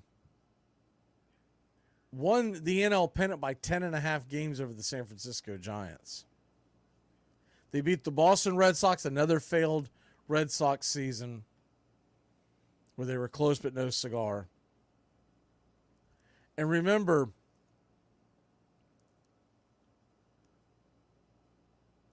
you had Gold Gloves by Bob Gibson, by Curt Flood. You had a team that was going into the World Series. Bob Gibson comes in and they were calling the 1967 Red Sox, by the way, the Impossible Dream, right?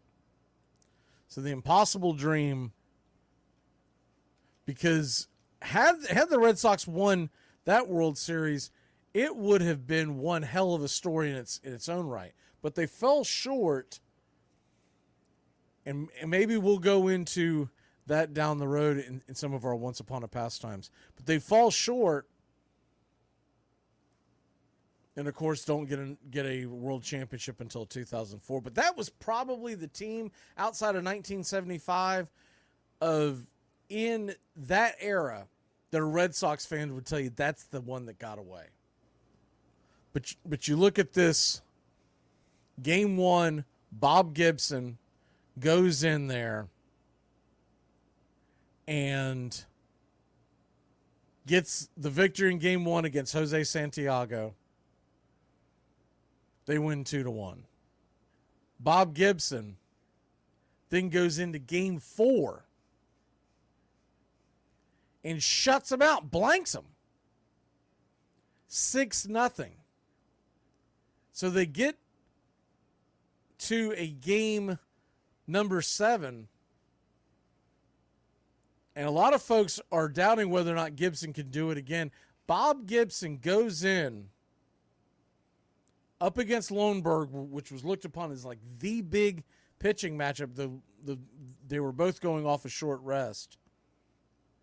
And Loenberg, who was actually going off a much shorter rest, he struggled from the get-go. And it was essentially the St. Louis Cardinals bats that took over. And once you give Bob Gibson a lead like that, it doesn't matter if you pitched 6 hours before. You're not catching Bob Gibson. This is line score on just a few days rest for Bob Gibson for game number 7. Bob Gibson goes in there, gives up just 2 runs. They end up giving up 3 hits overall. They win the series. Lou Brock, by the way, stole 7 bases in this series. And the 1967 St. Louis Cardinals were the team to really go out there and come from behind, win the series, and they do it off of Bob Gibson coming off of a major injury. All right, we're going to step aside here for a second, reset. We come back 5-1, and we're going to hit a couple of teams that are just on the outside looking in. We will be right back.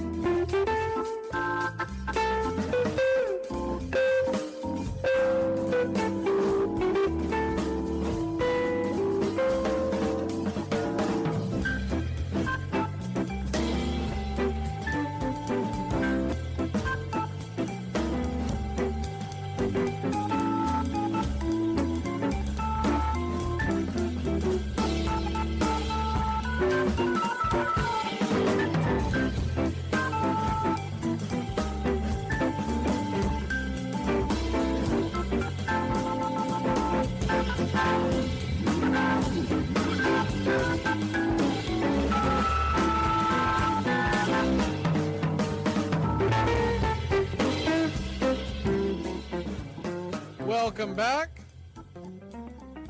as we are doing our Once Upon a Pastime series, and we are going to dive into numbers 5-1, and when we get done with that, we will mention some of the teams that just missed on the outside looking in, and we'll recap here in a little bit. But the number 5 team on the list is the 1960 Pittsburgh Pirates. And what you need to know about this Pittsburgh Pirate team is that I think there's an impression that it wasn't a good team. It was a very good team. They won 95 games. They won the National League by 7 games over the Milwaukee Braves and 9 over the Cardinals, 13 over the Dodgers. So this was a good team. This team had Dick Grote, Don Hook, Roberto Clemente, one of the greatest of all time. I still don't think that he gets enough credit for how damn good he was. I don't know if it's because of the way he died that everybody looks at him as more of the martyr type. But Roberto Clemente was a phenomenal player. Smokey Burgess was on this team. Very good baseball team. And what made this story so great of the 1960 World Series, this is really why I wanted to point to this. Everybody remembers or is aware of that this was the first World Series to end on a home run. We didn't get it again until Joe Carter. But that's not what made this World Series so phenomenally strange. It was the fact that when Pittsburgh won a game, they barely won it. When New York won a game, they blew them out. More on the composite box score here in a second. But you had game one, Pittsburgh wins this game 6-4. Game two, the Yankees come back and club their way to a 16-3 victory at Forbes Field. And this was a loaded Yankees team. Make no mistake about that. This Yankees team, I mean, you're talking about it was the year before the M&M boys were chasing down history. This was a great Yankees team. Mickey Mantle hit 2 home runs in game number 2. Game number 3, New York wins the game 10-0. And you got to imagine what's going on. Didn't exist at the time, but can you imagine what talk radio would have been like in New York and Pittsburgh? You woke up the giant. It's over. You had an unbelievable pitching performance by Whitey Ford, and then topped off with the fact Mickey Mantle hit another home run. Bobby Richardson hit a home run. And it's looking ugly. They're in New York. They're down 2-1. And then Verlaw goes out there and pitches a masterpiece. And the Pittsburgh Pirates even up the series at 2 games apiece by winning the game 3-2. So look, for all intents and purposes, it's an even series. But everybody's saying, dude, the Yankees are so much better. They're kicking the crap out of them when they win. And then all of a sudden, Pittsburgh does the unthinkable. They take a series lead in New York. They win 5-2. Harvey Haddix goes out there, wins the game. And this is even though Roger Maris hits a home run in this game.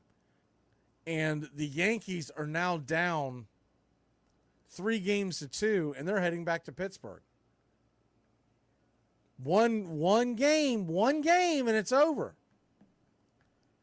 And Whitey Ford goes back out there and handles his business, as the kids like to say, right?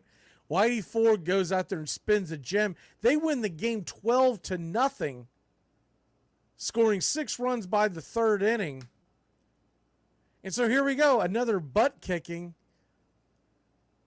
by the Yankees. And from my understanding, the thought process at the time was Pittsburgh can go out there and get good pitching, but they can't score with the Yankees.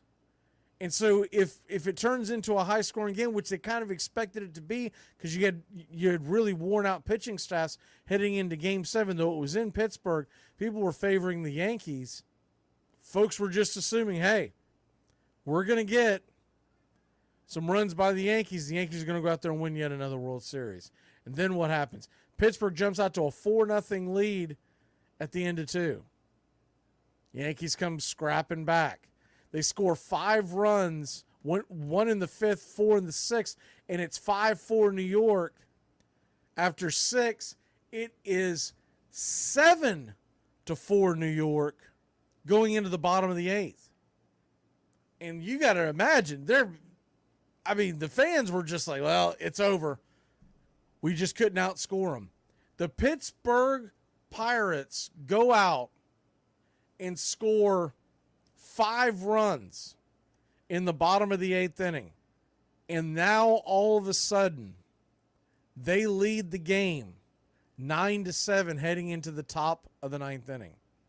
And you head into this, and the Yankees find a way to score 2 runs in the top of the 9th inning to tie the game.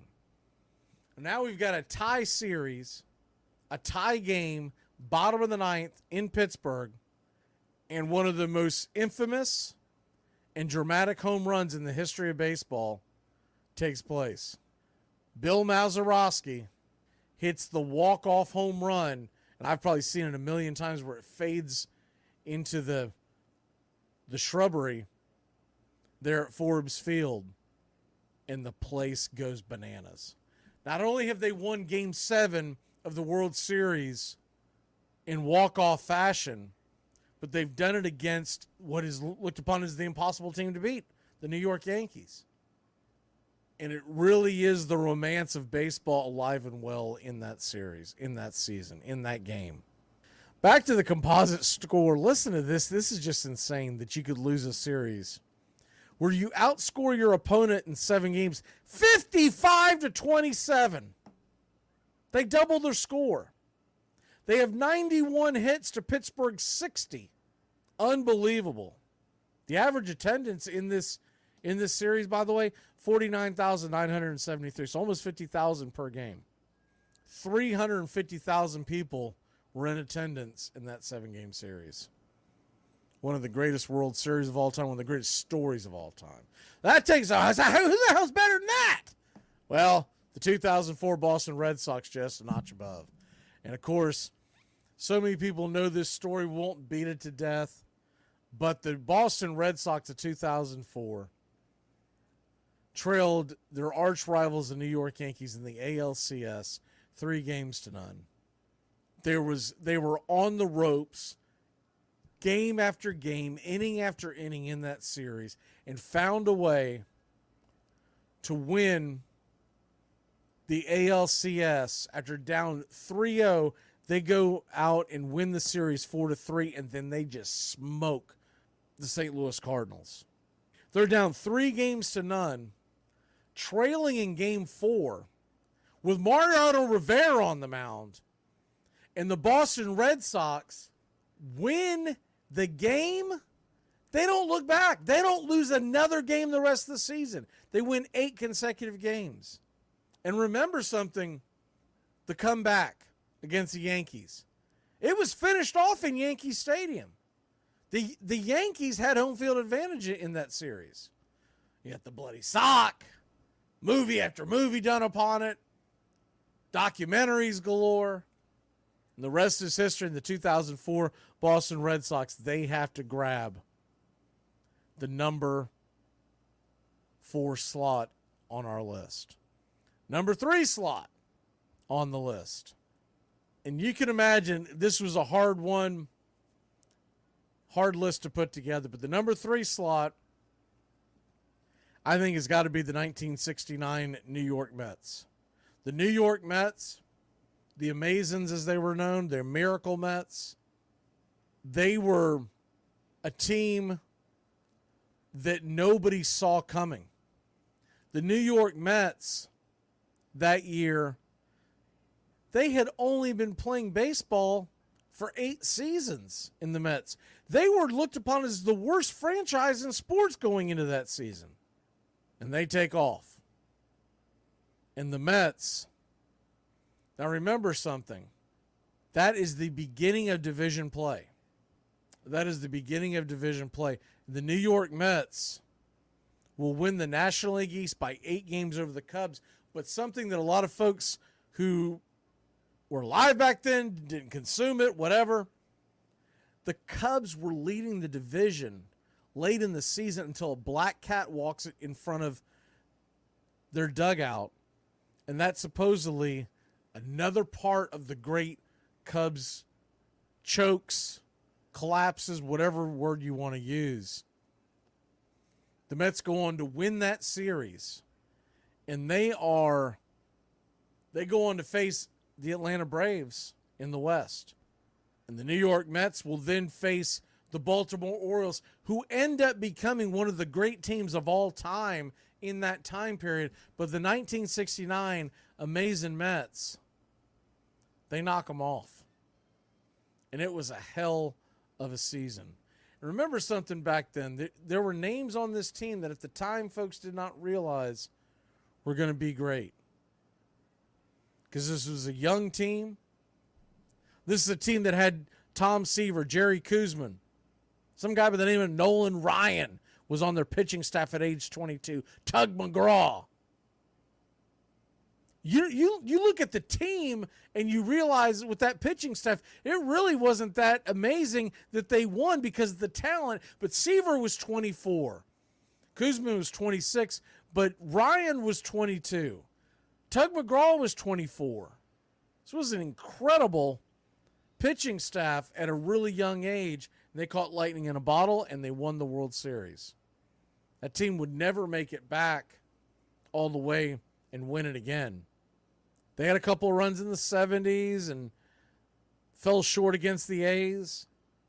But that team pulled off one of the biggest shockers. Remember, this is happening the same time that Joe Namath wins the Super Bowl for the New York Jets. So the entire area is ate up with Jets and Mets magic. So felt like we had to put the 69 Mets there, and I think they're appropriately marked where they're at. The number 2 team on the list, and I'll stick to my guns on this one. Whether people love this team or not, I don't care.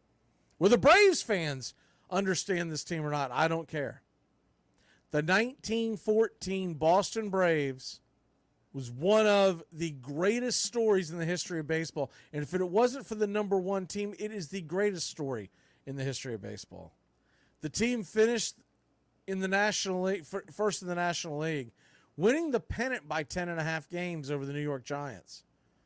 After being in last place in July. That was unheard of at the time. It was one of the most memorable reversals in the history of all sports.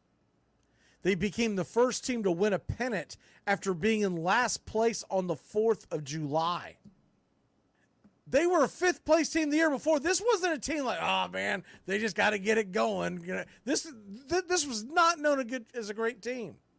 But here they came, and they took off like a bat out of hell. Not only did they chase down the great New York Giants team and won the league going away by 10.5 games, then they would take on, at the time known upon as the great Connie Mack's Philadelphia A's. At the time, this was just before the Red Sox really started dominating later part of that decade.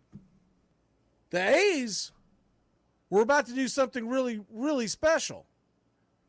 The Philadelphia A's were a team that was going to go in and add another championship. They'd already won a few over the last few years. This was in the middle of a dynasty. And then here comes the 1914 Boston Braves. This 1914 Boston Braves, by the way, this is the first World Series ever played in Fenway Park. Because what happened was they had decided to start building what was known later as Braves Field. And I guess I can pull that up for you. So here is a look at Braves Field back when it was at that point it was 1928 is the model that I have right here. But not a lot was changed. So there's Braves Field. Before that, they were playing on the South End grounds. It was basically just a bunch of bleachers in front of a field. Well, this team started getting very popular, and they're like, man, we got to be able to seat more people. So the Red Sox allowed them to play the World Series in Fenway Park, which had just opened a couple years before, and the Boston Braves win the World Series in Fenway Park. This was an incredible team. Not only did they chase down the Giants, and this was McGraw's Giants. This is Christy Matthews' Giants. This was the juggernaut of the National League. Not only do they do that, they sweep the Philadelphia A's. They sweep the Philadelphia A's. A team that won 99 games that year. George Stallings was the manager of this 1914 Braves team, and famously, on his deathbed, someone asked him, George, what's killing you? And he said he was dead silent, and then peered up, opened his eyes for a second, and said, bases on balls. bases on balls. George Stallings would die shortly after. But this 1914 Braves team, and we're going to do a deeper dive on it sometime, but this 1914 Braves team, they're not talked about enough, just how incredible of a story they had. Just to be able to come from last place in July to chase down the great Giants of that time period and then sweep Connie Mac's A's. Unbelievable story. That leads us to the number one team, the number one story. Not the number one team, not the best. The best team is the 27 Yankees. The number one story in the history of the World Series. I've got to go with, and this is, I'll tell you, my decision to put this team number one, a lot of it has to do with my family that grew up in the Brooklyn area, that went and saw the great Brooklyn Dodgers play, and they grew up as they were under the thumb of the New York Yankees and New York Giants, for that matter, for years. And they were always dem bums, the lovable losers. Brooklyn Dodgers become really good in the 40s and 50s. This is after terrible, they had awful teams in the 1920s, the 1930s, the they were bad. The Brooklyn Dodgers in 1955 finally fulfilled the promise of many Dodger teams of winning that elusive World Series. They won 98 games that year, winning the National League by 13.5 games over the Braves, 18.5 over the Giants, which obviously was their arch rival. This was a team that was finally putting together. Look, they had guys like Jackie Robinson, obviously, Duke Snider, Pee Wee Reese, Gil Hodges. But it was a 22-year-old Johnny Padres who would become the World Series hero by shutting out the Yankees in game number 7. Roy Campanella.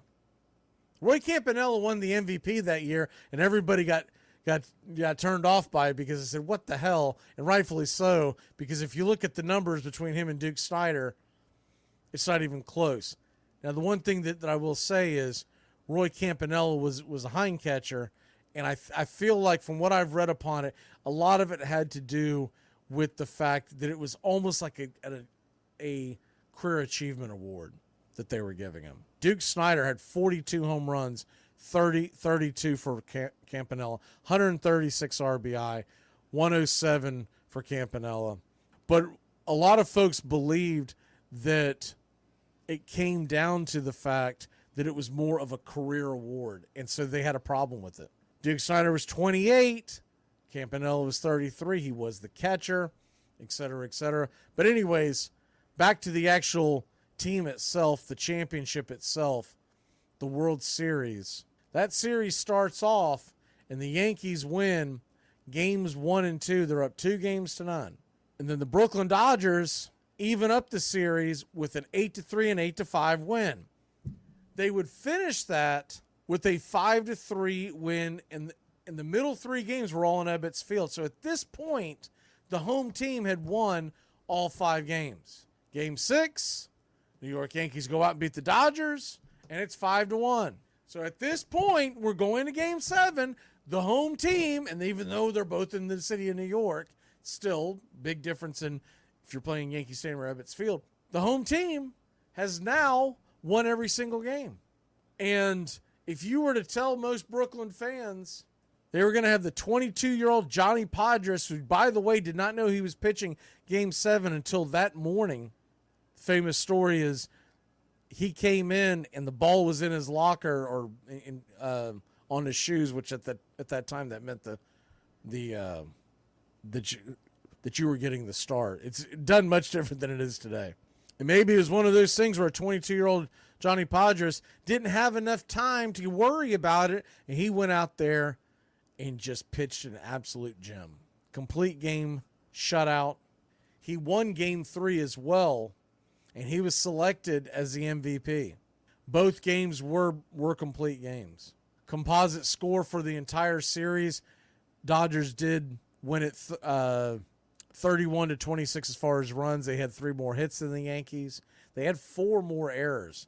But that is the greatest story in the history of baseball, in my opinion, as far as the World Series is concerned, because the 1955 Dodgers, this was a team that broke their fans' heart year after year after year. They would get so close. They were the bridesmaids. They were never the bride. They were the bridesmaids. They were never the bride. And then all of a sudden, they go into Game 7 of the World Series. And look at here. They don't just win it. They shut out the Yankees in Yankee Stadium with a 22-year-old who ends up being the MVP. And that's the list. Start from 10-1. It's the 24 Senators, the 57 Braves, the 2016 Cubs, the 1927 Yankees, the 1967 St. Louis Cardinals, the 1960 Pittsburgh Pirates, the 2004 Red Sox, and the 1969 New York Mets. The number 2 team on the list, the 1914 Miracle Braves, who were in last place in July, on July 4th, and came back. Not only did they win the National League going away by 10.5 games, but they sweep a dynasty in the Philadelphia A's of Connie Mack. That Connie Mack team of the 1914 Braves, by the way, of the 1914 Athletics, they lost to the 1914 Braves. That team was shortly sold off after that because Connie Mack was having a hard time making bills. That team is what led to the then championship teams of the Boston Red Sox, and some of those players moved on to play for the New York Yankees when they were sold off because their idiot owner wanted to finance No Nanette piece of crap musical. Those were the building blocks. And some of those teams from the Red Sox also ended up on a couple of them ended up on that controversial Black Sox team. And then the 1955 Brooklyn Dodgers, forget about it. Now, here are some of the honorable mentions that I'll throw out. Number 1 with the bullet, the 2021 Atlanta Braves. And it's not just because I'm a Braves fan. It's not because it was the first season that I was doing the play-by-play here on our Braves Country Radio YouTube channel, and I'm just blown away by what that team did. But the fact that team really came out of nowhere and won the World Series that year when nobody was giving them a chance. They were stuck in neutral all year long, and they finally got it together. It was really the month of September, late August, early September, where they started to take off, and you saw that bullpen come together, and it was just an incredible story. I'll give you that, and I'll give you the 2013 Boston Red Sox. That was the team that was just a bunch of misfits, essentially, that came together and won it all, beating a very good St. Louis Cardinals team. The 2014 Giants, I mean, that was a special bunch. And that run by Madison Bumgarner is the best I've ever seen in a pitcher. I wasn't around when some of these other guys did what they did in the postseason. I know people talk about the Sandy Koufax. I wasn't alive to see that, but I saw Madison Bumgarner. I'm glad that I did. Couple other really cool stories. I thought about putting the White Sox in it, but they were really flat because they won it. They had the misfortune of winning their championship right after the Red Sox had won theirs. So it really lost. And I'll tell you what was a good story. As much as you can imagine, not a fan of them being a Braves fan, the 2003 Florida Marlins knocking out the Yankees. That was a good young pitching staff. That was a fun team. That was a Miguel Cabrera team. And they really were a great story. I thought about the Arizona Diamondbacks in 2001, but what made it not a great story was the fact that a lot of the country was pulling for the Yankees because of what had happened a couple of months before that with the terrible attacks in New York City. So that one was a little difficult to put in there. Another great story, but just, I don't know, it didn't have the interest, was the 1993 Toronto Blue Jays with the walk-off of Joe Carter. Pirates won out on that argument because I actually went over with a couple of very knowledgeable baseball friends of mine as I was making this list. Another team that I almost put on there was the last real championship that the Dodgers won. The 1988 LA Dodgers. Man, that was a special team. And they knocked out an Oakland A's team that everyone thought, and I was a very young kid at the time, but I was starting to fall in love with the game of baseball. And that year, that season, kind of solidified it. The year that I'll always point to that made me go, man, do I love this game, was 1985. And that Royals-Cardinals series was incredible. Even though the Cardinals got screwed, we all know that. The blown call at first base in Game 6 that unraveled, and the Royals went on to win the World Series. 86, I was pulling for the Red Sox when Mookie knocked the ball through Bill Buckner's leg. But those are more just nostalgia to me. I had to go through and pick teams, pick stories that I thought were timeless.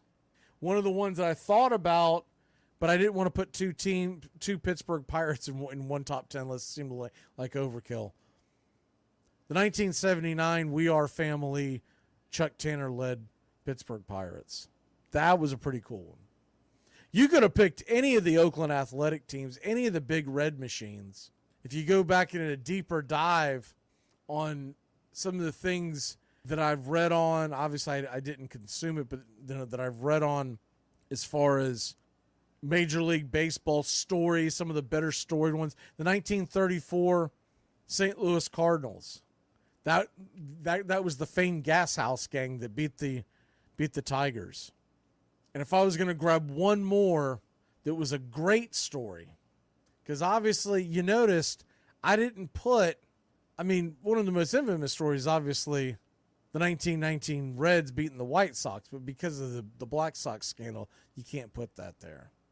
But what I will say was a great story that I just left on the outside of the ledger because we went over it in game one of this series. 1906, Chicago White Sox, known as the Hitless Wonders, a team that went in and upset the juggernaut Cubs. The Cubs lost the World Series in 06, won it in 07, and won it in 08. And then, of course, after that, Merkel's boner, et cetera, they don't win it again for 2016. But that White Sox team is one of the greatest of all time. Stories, well, like I said, we'd just gone over it in game one. But that team was phenomenal as far as their story, because that White Sox team, they couldn't hit a lick. But they went on an incredible winning streak to end up winning the American League over the New York Highlanders, later known as the Yankees, and the Cleveland Naps, later known as the Indians. The White Sox pitching staff that year had a league-leading 32 shutouts, but they won games with their pitching, and they got enough timely hits to win the 06 World Series. They won that series. They won Game 1 2-1. Game 3 they won 3-0. By the way, lost Game 4 1-0. Somehow put together 8 runs in Game 5 or 6 and won the World Series. But they will always be known as the Hitless Wonders.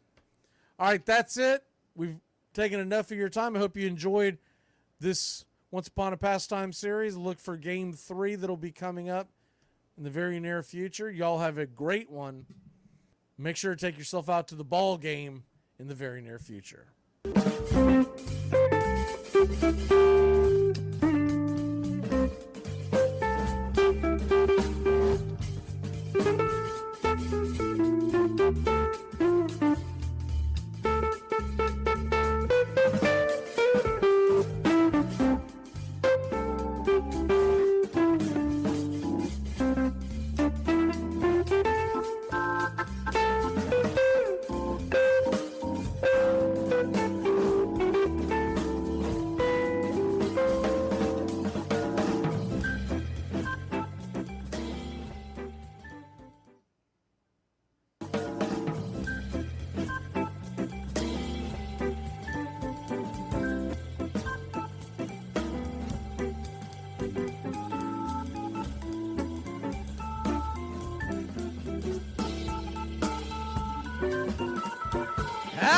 y'all doing today? Would say good evening, good morning, but I don't know when you're going to be watching this. Welcome in to our Once Upon a Pastime series. As today, we're calling this Game 1 because we're going to go over the World Series. And I think a lot of folks out there probably don't know the history of the World Series. They might know a little bit about it, but may not know the whole 9 yards, and that's kind of what we're going to do today. We're going to get into the World Series. We're going to get into a lot of things about the World Series. This isn't just going to be some tutorial about who won what game and whatnot. We're going to get into a lot of the stuff, and it's going to be a 7-part series, and we should have a lot of fun with it. But we're going to talk about the different things about the World Series, certain things you may not be aware of. Some things you may know, but we're just going to reinforce them. But I think you're going to learn a lot more than anything else. I think you're going to have a lot of fun. So we look forward to this. Been holding off doing this until this time of the year as the World Series is upon us. So we're going to go ahead and dive into the World Series. And to do that, I do think that we have to take a little bit of almost a backstroke in the fact that we got to go before what happened with the World Series. The World Series took place in 1903, the very first World Series, and it was between the Boston Americans, they later became known as the Boston Red Sox, and the Pittsburgh Pirates. And the Pittsburgh Pirates, Boston Americans, or Red Sox as we know them now, they took on a 9-game series. At the time, it was a 9-game series, and Boston won 5 of those 8 games. They won 5-3 in the series, and they took home the first World Series championship. Now, one of the misnomers about this that I think a lot of folks probably are not aware of, and look, unless you're deep into the baseball history like I have been, why would you know this, right? You got a lot of stuff going on in your life, and you just kind of want to find out who's going to win this year, et cetera, et cetera. But baseball by far has been my favorite of all the sports to cover. And one of the reasons why is because of the history of the sport. Now realize professional baseball essentially started in 1857. 1857, you started getting professional baseball teams. And the most famous, of course, were the Cincinnati Red Stockings that became a full-blown professional baseball team by 1869. Now, one of the things that people get confused about, because you'll hear the language of, well, Cincinnati says that they're the oldest team. The Braves say they're the longest continuous team. What the hell is going on here? The Cincinnati Reds are the oldest team in baseball. The Cincinnati Red Stockings, or Redlegs, the Cincinnati Redlegs, began playing ball, and they had some of the best players in all of the game at the time for obvious reasons. I mean, they were the first professional team. They were taking on all comers, and they were really a barnstorming team because there wasn't a real league when the Reds first started playing ball. There wasn't an actual league for them to dive into, because when you're the first, you do a lot of barnstorming tours, and what they were doing was they were going from town to town. They were hosting a lot of games, but they were going from town to town, taking on all comers. And the Cincinnati Reds started playing in 1869. And they then had a long winning streak of 131 games. And it came to an end. And because that winning streak came to an end, the fanfare fell off. The fans that were out there, and I guess you could call this, if you want to look for something, Cincinnati Red fans in the late 1800s were your very first bandwagon fans. They were going out watching games, watching them beat teams, usually by big amounts. And there was finally a game played in New York where they went into the very first extra inning game. And what could have been called a tie, they decided that they were going to go ahead and try something new, extra innings. And that extra innings team, that team that went to extra innings, ended up losing the ball game to the New York squad that they were playing that day. And the news got back, and the next thing you know, everybody's off the bandwagon. And they quickly disbanded the team shortly after that because fans weren't coming out to the game. It wasn't until you got real structure in Major League Baseball that we know it today. The real structure began in the early 1870s. And we had a league called the National Association of Professional Baseball Players, the NAPBP. It was shortened for most people, just referred it to the NA, the National Association. And what they did was they came about and they won over the hearts of a lot of fans out there because you were having professional games. They were playing very regularly at the time. And on top of that, there were rivalries starting to be born. Fans were coming back out. And so Cincinnati started their team back up at that time period. So that's why there is a break in the action of when the Reds shut it down and then they come back. But along this timeline, the Atlanta Braves start playing their entire history begins during this time period. And the Atlanta Braves at the time were in Boston. And they begin playing ball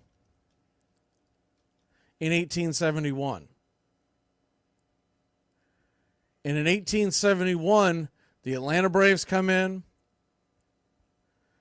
and they are, at the time, they don't change to the name of the Boston Braves until much later.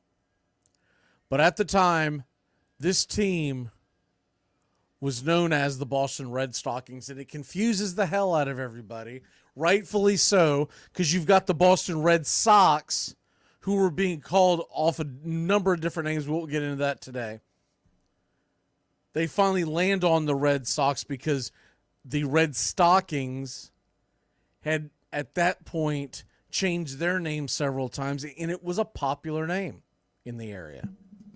You didn't have all the stuff you have today on the fact that, well, you can't name that team that, and you can't do this, et cetera, et cetera. So with all that being said, the Atlanta Braves franchise begins in 1871.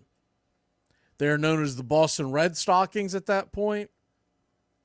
They're known as the Boston Red Caps from 1876 to 1882. The Bean Eaters from 1883 to 1906. Then they go to the Boston Doves from 07 to 1910. The Rustlers in 1911. They go to the Boston Braves from 1912 to 1935. You would think, okay, 1912, let's go. We got it. We're the Braves, and that's been nope, that's not it. From 1936 to 1940, 5 seasons, they become known as the Boston Bees. And then they go back to the Boston Braves in 1941 and have been the Braves franchise ever since. So when we are looking at the beginning of professional baseball and the first team to really take